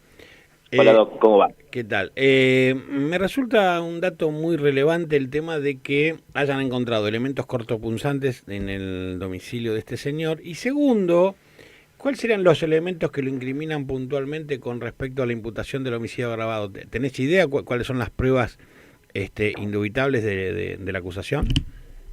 Familiares de este hombre de apellido Anachuri han encontrado y han reconocido las prendas de vestir dentro de la vivienda de Jurado, llenas de sangre, ¿no? Esa es la principal hipótesis, digamos, el principal indicio que tienen los investigadores para, por lo menos, imputarlo y dictarle la prisión preventiva, porque, digamos, la última persona que lo vio con vida a Anachuri, según la declaración del remisero, el sobrino de Jurado, y con estos datos que los familiares reconocieron en las prendas de vestir, dan cuenta que Anachuri estuvo en ese lugar. Claramente. Álvaro, un gusto. Sí. La doctora Manini, quisiera saber, bueno, esto que vos nos comentas, de que hay indicios por este reconocimiento, como tal cual te preguntó el doctor, pero si eso ha sido objeto de una pericia, un cotejo de ADN que pueda dar certeza de que esas prendas pertenezcan a esta presunta víctima.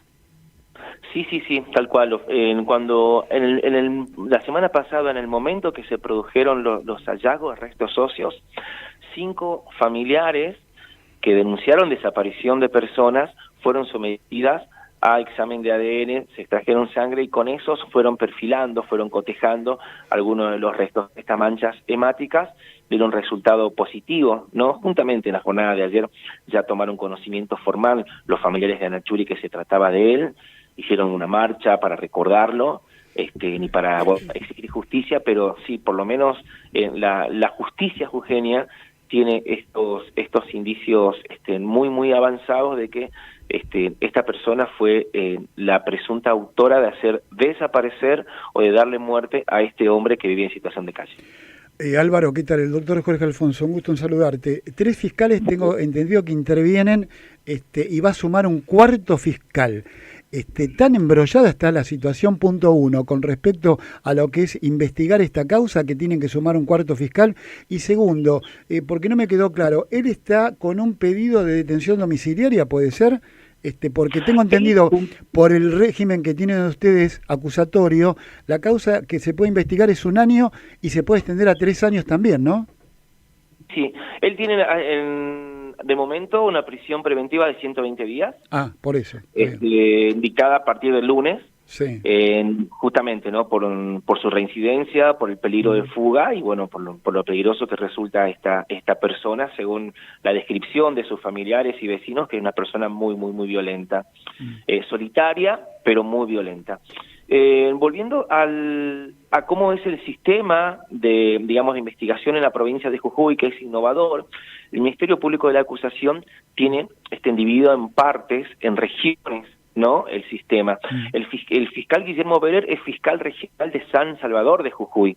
Como estos hallazgos se produjeron en el barrio Alto Comedero, hay una sede fiscal en ese lugar donde un fiscal de ese sector barrial está trabajando. Digo sector barrial porque es un barrio muy populoso.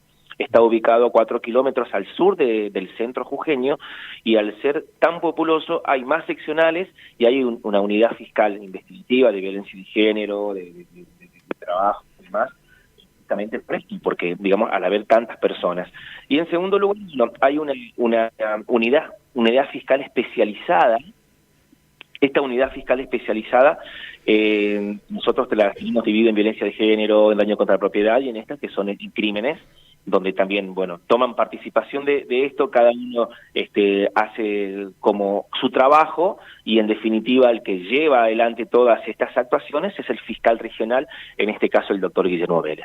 No sé si me hice entender. Sí, muy claro. ¿Se le hizo pericia psiquiátrica? ¿Se le pidió pericia psiquiátrica a este sujeto? Justamente en la jornada de hoy El jurado se encuentra alojado en la unidad penal del barrio Gorriti, que es la unidad penal número 1. En Jujuy hace muy poco se abrió una nueva cárcel en el interior de la provincia, pero en esta cárcel, la unidad penal número 1, se encuentra alojado y aislado para su seguridad. Imagínese la cantidad de presos, que bueno, esto ocurre siempre cuando hay casos que son de público conocimiento. El interno quiere tomar parte de eso, entonces para evitar que sea agredido o maltratado se encuentra aislado. Y en la jornada de hoy fue citado por el gabinete del Ministerio Público de la Acusación para hacerle una entrevista psicológica y una entrevista psiquiátrica. En la primera entrevista que se le hizo la semana pasada, se le hizo con estas 40 preguntas que se le realiza a una persona imputada para determinar si puede reconocer, digamos, los actos, si puede entender qué está bien, qué está mal, qué es frío, qué es caliente. Entonces han considerado que se trata de una persona imputable, pero bueno, ahora se ahonda más en cuanto al estudio de su perfil y su conducta, ¿no? Bien. Álvaro, gracias por estos minutos y probablemente te volvamos a llamar de aquí a algún sábado para saber finalmente en qué termina esta historia, si tenemos un asesino serial o si es este hombre el último que fue grabado por las cámaras de una farmacia subiendo ese remis, la única víctima. Abrazo enorme. Que tengan buen día, hasta luego. Era Álvaro Tejeda, periodista, colega de Jujuy, con esta historia tremenda que se está empezando a armar. Para el fiscal, pocas dudas hay de que no sea el mismo autor de todos los crímenes, pero hay pruebas, por lo menos ahora para asimilar a este hombre detenido con la última persona desaparecida, pero hay otras 4 que todavía no aparecen y hay altas probabilidades que estén también enterradas en ese patio. Hacemos una tandita y seguimos, dale.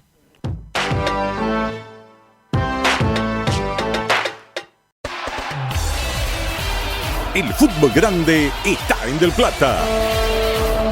Boca buscará su primer triunfo en el torneo Clausura. Hoy recibe a Racing y Del Plata estará en la Bombonera. Viví todas las instancias desde las 15 con el relator del pueblo Ceneice, Daniel Moyo. Del Plata, la radio de la verdad. Seguridad es poder contar con la mejor asesoría cuando más la necesitas. El estudio jurídico Telía y Asociados brinda el soporte, apoyo y guía durante procesos de excarcelaciones, juicios orales, recursos de casación y extraordinario federal ante la Corte Suprema de Justicia de la Nación.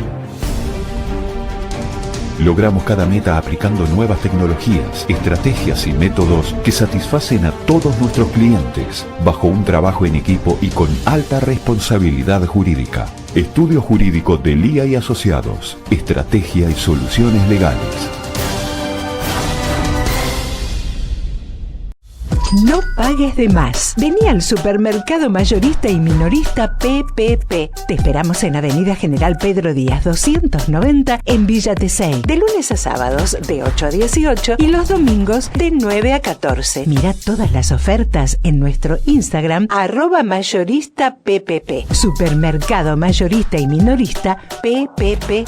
¿Más barato? Imposible. Estudio Jurídico Dr. Jorge Alfonso y Asociados. Urgencias legales, soluciones inmediatas, estrategias, las 24 horas online, defendiendo tus derechos. Departamentos Comercial Civil Previsional, Sucesión, Violencia Familiar, Laboral, Familia, Defensas Penales, Excarcelaciones, Detenciones Domiciliarias, Juicios Orales, Juicios por Jurado. Contacto WhatsApp 11 61 60 30 67. Instagram @Dr. Jorge Alfonso. Estudio Jurídico Dr. Jorge Alfonso y Asociados. Si estás buscando una salida laboral que te permita trabajar de lo que te gusta, sin cumplir horarios, para poder disfrutar de tu tiempo y lo mejor, sin jefes, entonces súmate al equipo de revendedoras independientes Millanel. ¿Es tu mejor opción? Millanel te ofrece la más amplia variedad de productos y la mejor relación precio-calidad en cada uno de ellos. Convertite en revendedora independiente de la empresa nacional líder en cosmética por catálogo. Llama al 0800-555-6455 o ingresa a www.millanel.com. El sábado es un buen día para repasar los principales temas judiciales y policiales. Hasta las 15, Pampa, Mónaco y equipo te cuentan todos los secretos de los casos más resonantes. Por Del Plata. Convencimos a la doctora Carla Manini que se quede un ratito más, así que nos va a hacer compañía en este bloque también. Nos vamos a meter de lleno en lo que debería haber sido el juicio del año, de la década y del siglo. Terminó siendo una vergüenza y ahora se está tratando de encaminar la cuestión, está sorteado un nuevo tribunal y demás, pero hay objeciones.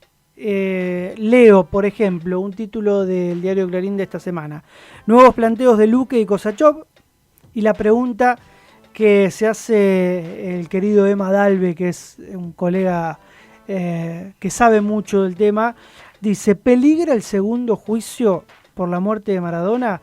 La defensa del neurocirujano recusó a 2 jueces del nuevo tribunal. También presentaron un planteo los abogados de la psiquiatra Agustina Kosachov. Dicen que su clienta ya fue juzgada. Está en línea el doctor Vadim Misanchuk, que es el abogado de Agustina Kosachov. Doctor Misanchuk, ¿cómo le va? Buenas tardes. Hola, buenas tardes, ¿cómo están? Un placer siempre hablar con usted y gracias como siempre por atendernos. Vadim, no, por favor. ¿Qué está pasando? Aquellos que no siguen semanalmente las cuestiones inherentes a este posible nuevo juicio, ¿de qué se están perdiendo? ¿Qué pasó? Bueno, pasó lo siguiente. Como ustedes se acuerdan, el Tribunal 3 anuló el juicio, se sorteó un nuevo tribunal, salió el Tribunal Oral número 7, en resumidas cuentas, y cuando nos convocan para hacernos saber que este es el tribunal que va a seguir adelante el juicio, las partes teníamos un plazo de 10 días para decir si estábamos de acuerdo o no. Bueno, en ese plazo de 10 días, yo levanté la mano y dije: señores, yo no estoy de acuerdo con que se haga un nuevo juicio porque la ley procesal de la provincia de Buenos Aires establece una prohibición de que se habla un doble juzgamiento, es decir, que haya una doble persecución penal por los mismos hechos. Además, puse el agravante de que lo que había pasado en el juicio anterior fue de público conocimiento, con lo cual no solamente que se estaría violando la garantía del ne bis in idem, es decir, la doble persecución penal, sino que estaríamos exponiendo a que los testigos declaren ya sabiendo lo que declararon anteriormente otros testigos. Además de eso, la defensa de Luque planteó la recusación de 2 de los jueces por lo que había pasado el día de la audiencia en el que conocimos al Tribunal 7, que se generó una situación bastante tensa entre la defensa de Luque y el presidente del tribunal. Con lo cual, para que se resuelva mi planteo del doble juzgamiento, primero se tiene que resolver si efectivamente este tribunal va a ser el que va a quedar. ¿Y va a ser el que va a quedar? Yo entiendo que no.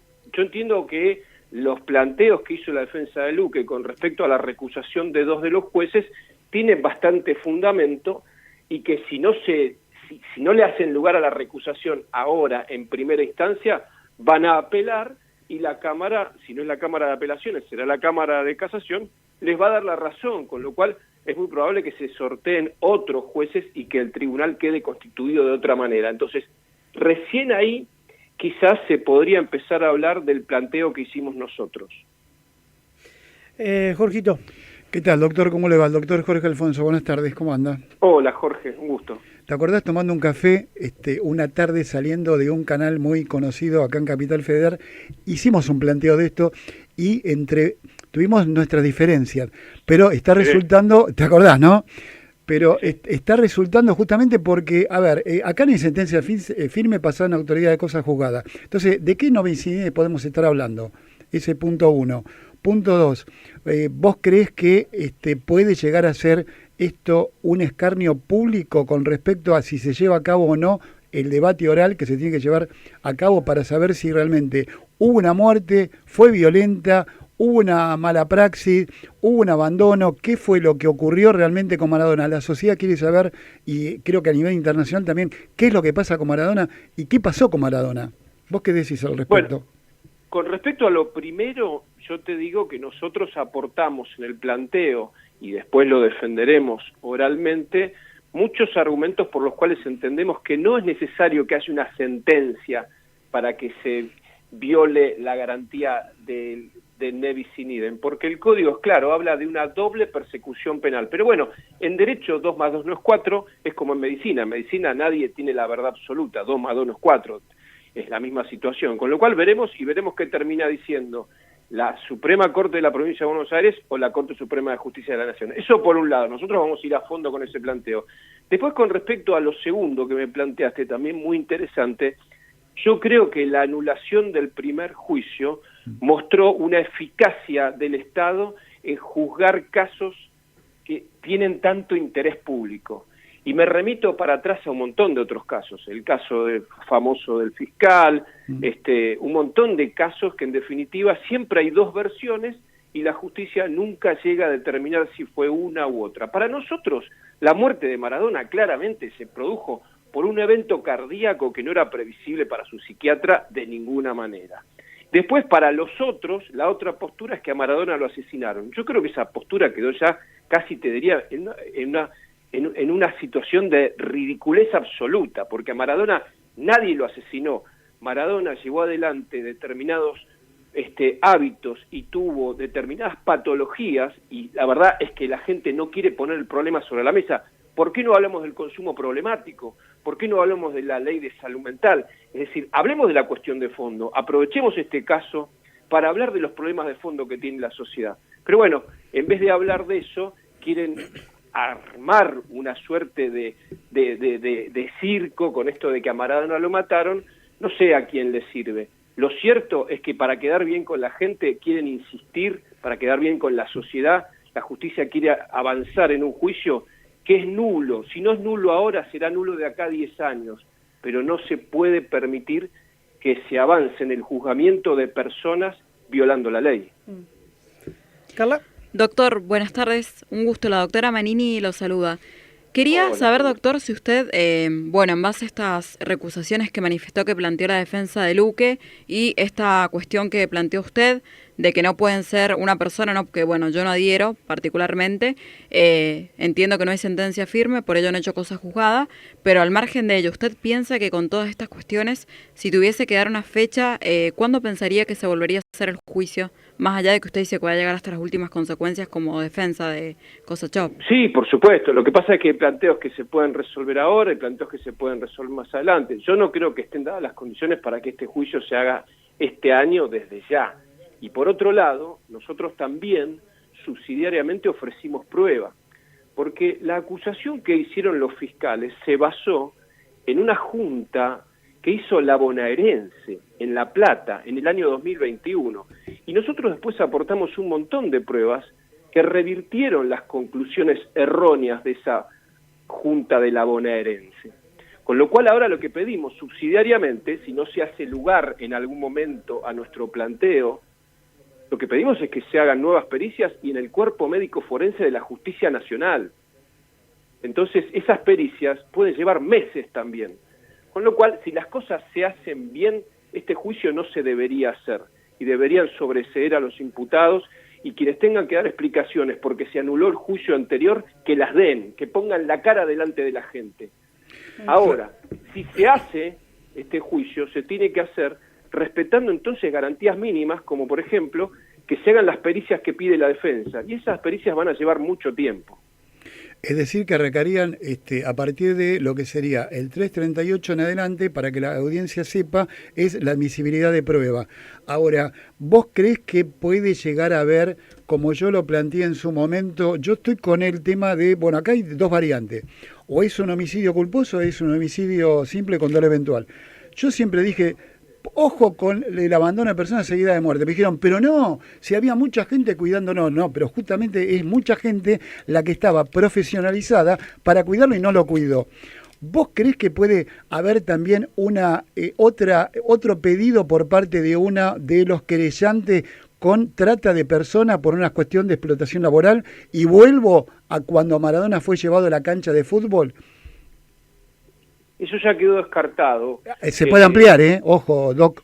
Eso se puede ampliar en el alegato, Sí, sí, eso ya sé que puede haber una acusación subsidiaria. Claro. Lo que sería una circunvención de incapaz o una trata quedó absolutamente descartado porque hay expedientes paralelos donde las propias querellas avalaron que los actos jurídicos llevados adelante por Maradona eran válidos. ¿Sabes por qué? Porque en el transcurso de ese tiempo Maradona firmó contratos, Maradona hizo donaciones. Hubo plata. Que si fueran por el lado de la circunvención de incapaz, los que hoy son querellantes anularían actos jurídicos a través de los cuales se les atribuyeron bienes y dinero. Claro. Entonces eso ya quedó zanjado en otros expedientes, eso sí, ya no hay discusión de que eso es cosa juzgada, porque hay presentaciones hechas por los querellantes en este juicio diciendo que Maradona estaba en condiciones de llevar adelante actos jurídicos, con lo cual la circunvención de incapaz o la trata de personas quedó descartada. Con respecto al abandono de persona, que sería una posible acusación subsidiaria, bueno, nosotros llegado el momento aportaremos los elementos o refutaremos esa hipótesis delictiva al momento del alegato. Yo no me voy a adelantar ahora a refutar una hipótesis que todavía no se presentó en el expediente, pero tenemos elementos para decir por qué no hubo abandono de personas. Doctor, es muy descabellado pensar que los querellantes por la enemistad manifiesta que tienen con el famoso entorno de Maradona estén buscando que este juicio salga como para ir después por los que ellos creen los verdaderos responsables de la muerte de Maradona. Y cuando hablo de los que ellos creen es Matías Morla, básicamente. Mirá, yo desconozco cuáles son las estrategias de las querellas más allá de las que están volcadas en el juicio, en las partes que hasta ahora todavía pensamos que no son nulas. ¿Y por qué te digo esto? El grado de incertidumbre es tal que aún hoy no sabemos hasta qué actos fueron declarados nulos, porque si vos te fijás la resolución a partir de la cual nos citaron a una audiencia multipropósito hace 2 semanas atrás o 3 semanas atrás, justamente en los considerandos decía, para evaluar los alcances de la nulidad. ¿Se dan cuenta lo que estoy diciendo? Es decir, que hoy, a meses de haberse declarado nulo el juicio, ya seguro que sí, no está determinado si alcanzó la audiencia del 338 o no alcanzó la audiencia del 338. Y eso es fundamental, porque si alcanzó la audiencia del 338, se retrotrae todo mucho más para atrás. Con lo cual, en respuesta a lo que vos me preguntabas con respecto a si la estrategia de la querella puede ser que el juicio salga como salga para después ir a buscar otros posibles responsables, la verdad que yo no lo conozco. Lo que sí te digo es que me parece vergonzoso que no se ponga sobre la mesa el real problema que tenemos acá delante de todos nosotros y de las narices, que es la cuestión del consumo problemático y la cuestión de la autodeterminación de la voluntad. Es decir, acá estamos frente a un paciente que tomaba decisiones, que tomaba las decisiones que él quería, como dijeron muchos testigos. Maradona hacía lo que quería. Sí. Y que durante toda su vida se encaminó a llevar adelante conductas que lamentablemente le fueron dañando la salud. De hecho, basta con ver un montón de estudios complementarios para ver que su organismo estaba en un estado de patología que involucraba un montón de órganos. Es decir, que este resultado que hoy estamos viviendo, que hoy vimos, que ya sabemos que existió el penoso óbito, no obedece a conductas de terceros, ni obedece a conductas de un periodo determinado. Es el acúmulo de cuestiones que derivaron en esta penosa situación. Sin y ir que más lejos, muchos intentaron revertir esto, pero en la Argentina la capacidad se presume, la autodeterminación de las personas es válida, basta solamente con leer la Ley de Derechos del Paciente, y bueno, si el paciente se niega a tratarse, Si el paciente se niega a internarse, y bueno, lamentablemente los terceros son testigos de esa situación tan triste. Sí, sobre todo teniendo en cuenta eso que decís, Vadim, que es la intención del paciente de no internarse, porque en la clínica Olivos los médicos dijeron, nosotros firmamos el alta, pero no avalamos el alta, porque decían que tenía que ir directamente a otra institución a tratar las otras cuestiones. Fuiste al punto central de este juicio. Mira, nadie discute, y si hay algo que yo intento ser es honesto, intelectual y profesionalmente, y sobre todo humano, nadie discute que el Maradona, como cualquier otra persona que tiene una cuestión de consumo problemático, su mejor lugar para solucionar, si se puede, o mejorar su salud, es una internación. Pero vamos a los pies sobre la tierra, vamos a la legislación argentina, y esa internación, para que se dé, requiere el consentimiento del paciente, y que hay escasos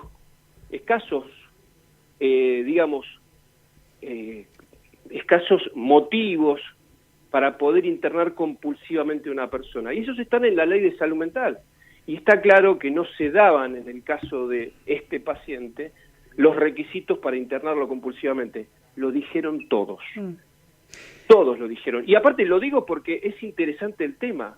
Para internar compulsivamente a una persona se tiene que dar una situación de riesgo cierto inminente vinculada a la patología de salud mental. Y en este caso, el paciente no se suicidó, el paciente no se autoinfligió lesiones, es decir, que está claro que ese riesgo no existía. Así que lo único que quedaba era acompañar esa voluntad del paciente haciendo reducción de daño. En la clínica Olivos, y te digo, Pampa, tocaste el tema clave, el paciente se quería ir a la casa, a Campos de Roca, donde realmente tomaba alcohol, donde tenía, yo no quiero mancillar el nombre de Diego porque es una persona querida por todos, entonces soy muy cuidadoso, pero él quería volver a Campos de Roca. Lo ideal hubiese sido una internación, pero él se quería ir a Campos de Roca, que se armó un dispositivo intermedio, una internación domiciliaria, que no alcanzó. Vamos a decir las cosas como son, no alcanzó, pero no era que lo sacaron de la internación, él se quería ir a la casa. Entonces buscaron y consensuaron, porque el que diga otra cosa miente, consensuaron entre todos que lo mejor era una internación domiciliaria, que no funcionó, porque estábamos en plena pandemia, que tuvo algunas deficiencias. Bueno, que se haga un análisis de cuáles fueron esas deficiencias, y si esas deficiencias fueron determinantes en la muerte o no. Yo te digo que las deficiencias, el baño químico y todo eso que se dice en los medios no tuvo ninguna incidencia en la arritmia ventricular izquierda que tuvo Maradona y que lamentablemente lo llevó a la muerte. Porque que una persona tenga un baño químico no le produce una arritmia ventricular izquierda. Vadim, gracias como siempre por charlar con Radio del Plata con Prisión Preventiva. Pampa, Jorge, un abrazo. Abrazo grande. Era el doctor Vadim Misanchuk, abogado de Agustina Kosachov. Antes de ir a la tanda, estos 6-7 minutitos, quiero hablar con los tres de la prescripción por el paso del tiempo. Que le expliquen a la gente que está mirando desde hace un par de días el cadáver o los restos óseos que encontraron en la casa que está pegada a donde vivió entre 2002 y 2003 Gustavo Cerati, donde vivió la hermana de Boyolmi, porque ya se sabe quién es la víctima, pero eso ocurrió hace 41 años. Se sospecha, y la sospecha es casi certera del doctor López Perrando, de quién es el asesino. Ahora explíquenle ustedes tres a la gente por qué ese hombre que posiblemente mató hace 41 años a este pibe de 16 años, se llamaba Diego Fernández Lima, no va a ir preso. Cualquiera, ¿eh? Sí. Bueno, dos cosas. Primero, cuando hablamos de autoría y participación, estamos hablando de hechos delictivos, ¿sí? Entonces, cuando analizamos el hecho, cuándo fue, y seguramente la pericia forense va a arrojar, es decir, el tiempo que supuestamente el presunto homicidio fue llevado adelante. 1984, eso no hay duda. Bueno, a ver, evidentemente, es decir, desde que los médicos tanatólogos te dan la pauta de para cuándo fue el hecho delictivo, de ahí se empieza a analizar el tema de la prescripción. Por eso digo, Ahora, explícale a la gente estamos que está del otro lado, cómo, sabiendo quién mató a una persona, no va a ir preso. Bueno, dos cosas. Primer punto, para el tema de un homicidio, ¿sí? Estamos hablando de una pena de una prescripción de 15 años, ¿correcto? Estamos hablando de una prescripción elevada en años. Acá estamos en 40, ¿no? 40 años. 41. 41 años. A ver, claramente cualquier defensor oficial o particular a la hora de analizar cualquier tipo de imputación con un hecho delictivo así, tira ya la prescripción, claramente. Obviamente, para mí, por la jurisprudencia que hay en materia de prescripción, va a ser receptada. ¿Por qué? Porque claramente, primero, el llevar adelante una investigación con tantos años de realización del hecho se vuelve no solamente una investigación borrosa, porque es decir, volver 40 años para atrás a analizarlo no es para cualquier fiscal ni para cualquier acusador público, y mucho menos un privado. Entonces, y segundo, hay que ver qué datos certeros existen en la causa, y cualquier acusador público va a acompañar la prescripción solicitada por la defensa técnica. Carla, te pregunto, ¿por qué la pregunta que se hace la gente? ¿Por qué un delito prescribe? Expliquémosle eso. Técnicamente hablando. ¿Por qué técnicamente la justicia no puede perseguir in eternum al responsable de un delito?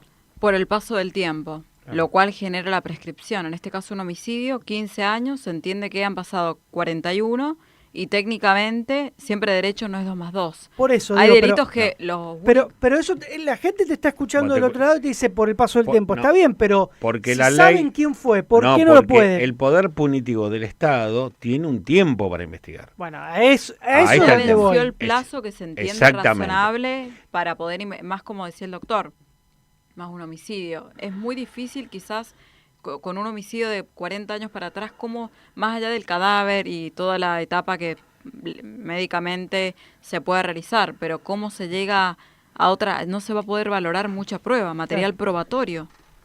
Doc, hay dos cuestiones importantes. 2 minutos finales, dale. Sí, hay dos cuestiones importantes que me gustaría debatirlo con los colegas. Primero, se sabe que es un homicidio, pero no las causales de muerte.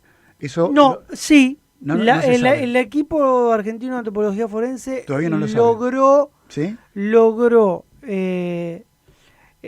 científicamente probar que la manera en la que murió fue por una puñalada en la cuarta costilla, sí, en la zona de la cuarta costilla. Claro, pero... Y que intentaron cortar el cuerpo porque tiene marcas mirá vos, eso es información de último momento. En los brazos. Información de último momento. Ahora, yo digo, con respecto a lo que estaban hablando anteriormente, cualquiera puede presentar, primero que es objetiva la prescripción, pero cualquiera puede plantear la inconstitucionalidad que justamente te frena los 15 años, como bien decía Gustavo Delía y la doctora, con respecto a que el Estado tiene posibilidad de ir hasta determinada cantidad de años. En este caso son 15. Planteen la inconstitucionalidad y que eso se puede revertir. La Corte lo puede cambiar. Ojo con ese tema. 30 segundos. Nos vamos a la tabla. Primer punto, esa es en forma subsidiaria. ¿Por qué te digo? Porque tenés jurisprudencia que habla de prescripciones en el caso de materia del delito de homicidio, porque la tuve, y me encontré con un pedido mío llevando adelante una defensa que había pasado 21 años del hecho delictivo del presunto homicidio, y que el tanatólogo me daba objetivamente el tiempo y el plazo de comisión de delito. Esto hizo de que el juez que llevó adelante la instrucción, que en ese momento era la doctora Yamil Brennan, ¿la ubican? Yamil Brennan, ella me dio a mí la razón, que me asistía a la razón. ¿Por qué? Porque el Estado tiene un tiempo regulado, que son 15 años para el delito de homicidio, para llevar adelante una persecución a alguna persona en materia de acusación. Pasado ese plazo, ese lapso, el Estado debe cesar en la persecución e inclusive en la investigación. Dicho esto, última tanda y nos metemos en el último bloque de prisión preventiva. Dale.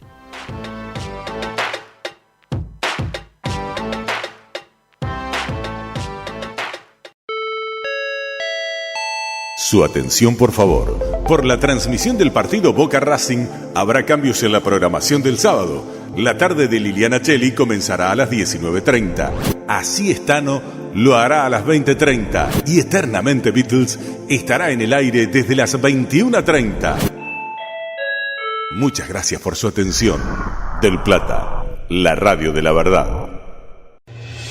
Seguridad es poder contar con la mejor asesoría cuando más la necesitas. El estudio jurídico Telía y Asociados brinda el soporte, apoyo y guía durante procesos de excarcelaciones, juicios orales, recursos de casación y extraordinario federal ante la Corte Suprema de Justicia de la Nación.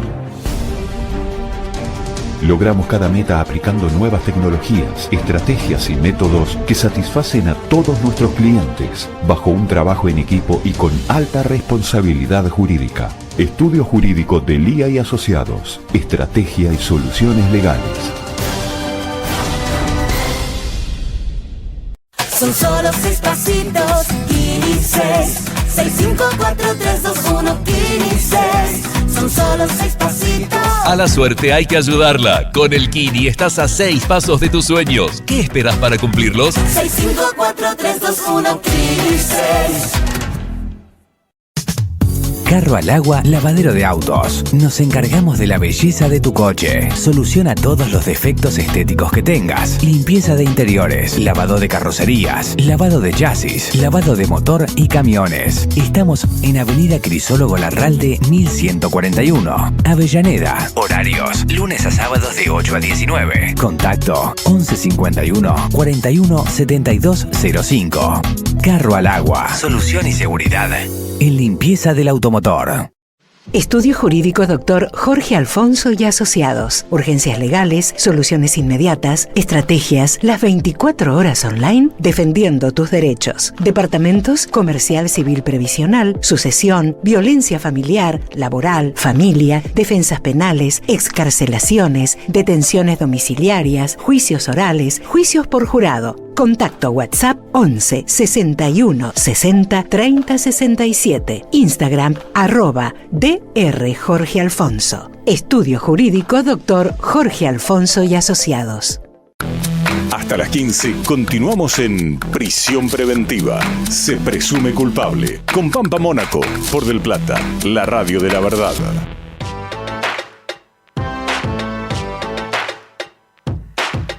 Es un fallo inédito, va a marcar un antes y un después. Obviamente, jurisprudencia de acá en adelante para todos aquellos que osen, aquellos y aquellas, porque también les cabe para las mujeres.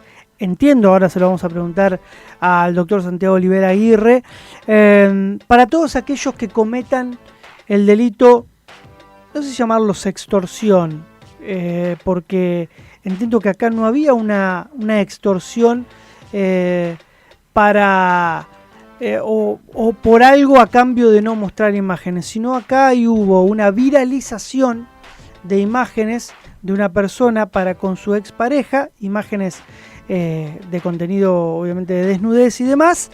Esa mujer, que se llama Gabriela Fernández Averastain, denunció a su expareja y esto que ocurrió en San Luis terminó con una condena a este hombre con, atención, y acá está el tema, cumplimiento efectivo. Doctor Santiago Olivera Aguirre, ¿cómo le va? Buenas tardes, Pampa, ¿cómo estás? Un Bien. saludo para vos y tu audiencia. Gracias por atendernos. Doctor, empecemos de lo último hacia lo primero. La sentencia a 2 años y medio, creo que no es, ¿no? Son 2 años y 3 meses. Y 3 meses. De cumplimiento efectivo. Es de cumplimiento efectivo. Este hombre va a estar preso. Así es. Ya lo derivaron al servicio penitenciario. Salió esposado en el celular, como cualquier preso que lo condenan. Mandar y difundir videos de índole sexual o de desnudez de una persona con la que se tuvo una relación de pareja, de ahora en más no es gratuito. Diego Oliveri es la primera persona condenada por esto. Sí, en realidad acá hubo un concurso de delitos, un concurso real de delitos. No fue solamente la viralización del video, que Gabriela le había confiado en modo de reserva y absoluta confidencialidad a él, sino que hay otros delitos que se configuraron y que logramos que con esto llegue a 2 años y 3 meses de prisión, porque lamentablemente, Pampa, esto no está legislado, tendría que haber una reforma urgente, porque es mucho más habitual de lo que nosotros creemos, pasa asiduamente y no está legislado. De hecho, la carátula era distribución indebida de correspondencia del código viejo arcaico, ¿no? Es una multa de 15.000 a 100.000 pesos. Así que juntando delitos, mendigando delitos, logramos llegar hasta acá, porque hubo amenazas, hubo lesiones, logramos las lesiones, el juez entienda que hubo lesiones leves pero agravadas, en fin, hasta el último momento Gabriela estuvo esperando que le pidan perdón, era lo que necesitaba ella y no tuvo agallas ni siquiera en ese momento de pedirle perdón. Doctor, buenas tardes, el doctor Delia le habla, ¿qué tal? ¿Cómo anda? Buen día, buenas tardes, doctor, ¿cómo le va? Mucho gusto. Doctor, evidentemente con la condena que usted nos está informando, usted claramente nos esboza la posibilidad que no pudo gozar el imputado del alcance del artículo 26 del Código Penal. Evidentemente, correcto. Es decir, no fue alcanzado. Mi pregunta es, ¿cuáles fueron los argumentos que tuvo el tribunal para no aplicar el artículo 26 de que sea la pena condicional o decir, claro, en suspenso? No. En este caso, todavía no están los fundamentos del veredicto, ¿no es cierto? Así que estamos esperando, pero entiendo que la condición de él de hostigarla a Gabriela hasta el último momento, porque inclusive cuando estábamos en debate oral, Oliveri había presentado un certificado médico por una dolencia, supuesta dolencia que tenía, entonces se le autorizó a través del médico forense que estuviera en la casa, entonces así lo hacía vía web, y estando en debate oral, presente él desde su cámara, en su domicilio, la seguía hostigando a Gabriela desde sus redes sociales, una cosa de locos. Entonces entiendo, porque nosotros lo denunciamos, entiendo que habrá tenido que ver esto como para que resulte la prisión efectiva que nos dejó también un poco, yo no esperaba que si yo pensé que iba a ser en suspenso, sinceramente, pero bueno, en buena hora, doctor, que haya sido con condena realmente. Entonces, con prisión efectiva. Los fundamentos los vamos a saber en estos días, seguramente su abogado, la defensa, no sé si van a apelar, claro, pero bueno. Doctor, pero lo ¿tenía antecedentes es que, el imputado? No tenía antecedentes, Sí. Yo entiendo lo que me manifiesta usted, atento al artículo 26 del Código Penal, pero también es una facultad del juez, no es la regla que se quede en su casa. Así que bueno, veremos a ver qué resuelve, por qué resolvió el juez así, por qué resolvió de este modo, pero estamos muy contentos nosotros, porque sí, ha sido una sentencia histórica, inédita.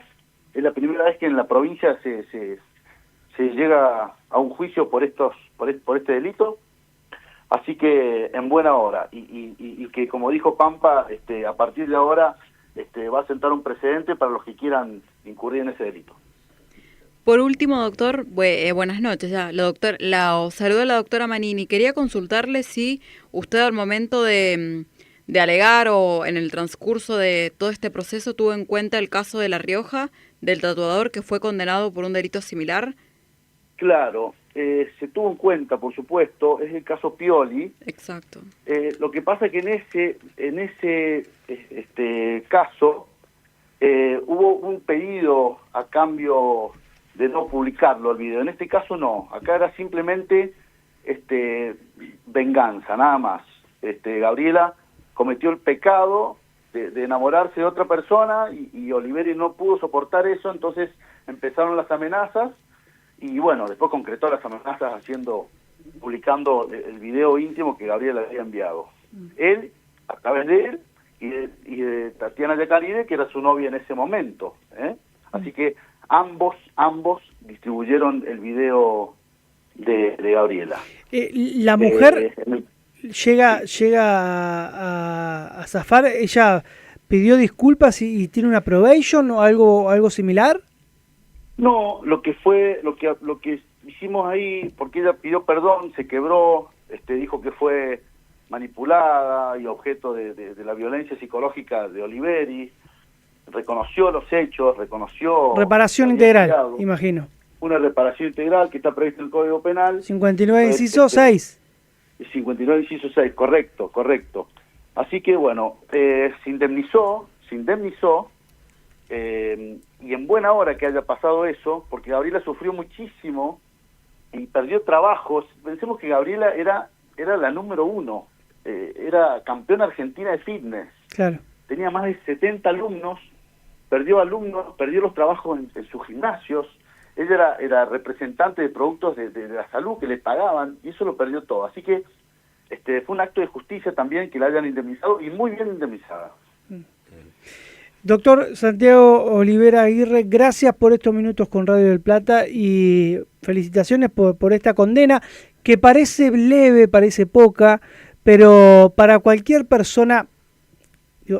Este hombre termina siendo un delincuente porque cometió un delito, pero digo, para cualquier persona que no viene del mundo del AMPA, 2 días en una prisión no se le desean a nadie. Imagínate que este hombre va a estar 2 años y 3 meses por algo que hizo y que debe pagar, ¿no? Obviamente.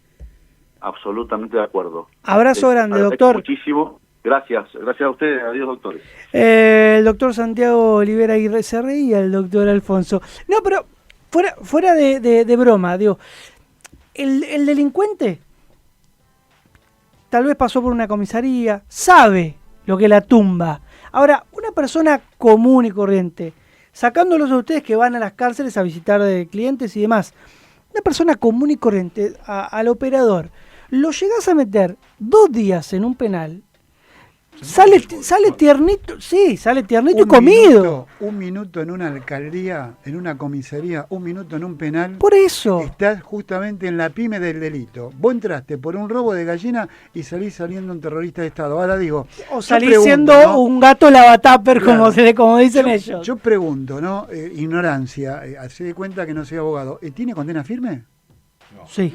No, te condena efectiva. Entonces Ay, me se puede apelar hablemos con propiedad. Toca un juez garantista con una... Yo le voy a decir algo. ¿Yo puedo? ¿1 minuto? 15 segundos. 15 segundos.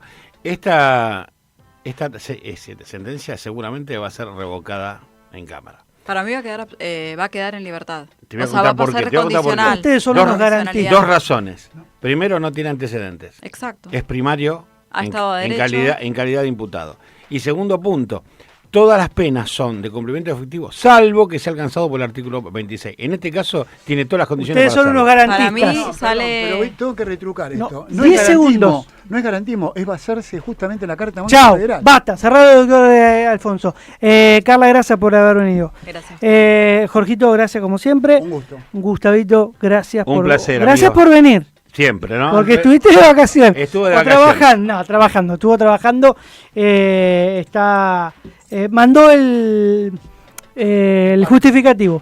Señoras, señores, nos encontramos, si Dios quiere, en 7 días. Esto es Prisión Preventiva, se presume culpable. El primer y único programa de la radio que aborda la temática policial y judicial de principio a fin. Es un placer estar con ustedes. Gracias, Pato. Gracias, Juan. Gracias, Ian. Gracias, el señor Víctor Viveros, y gracias a cada uno de ustedes que nos bancan los sábados, y obviamente a las autoridades de Radio del Plata por permitirnos esta, que es la 4ª temporada de Prisión Preventiva, programa que amamos hacer. Nos reencontramos en 7 días. Chau.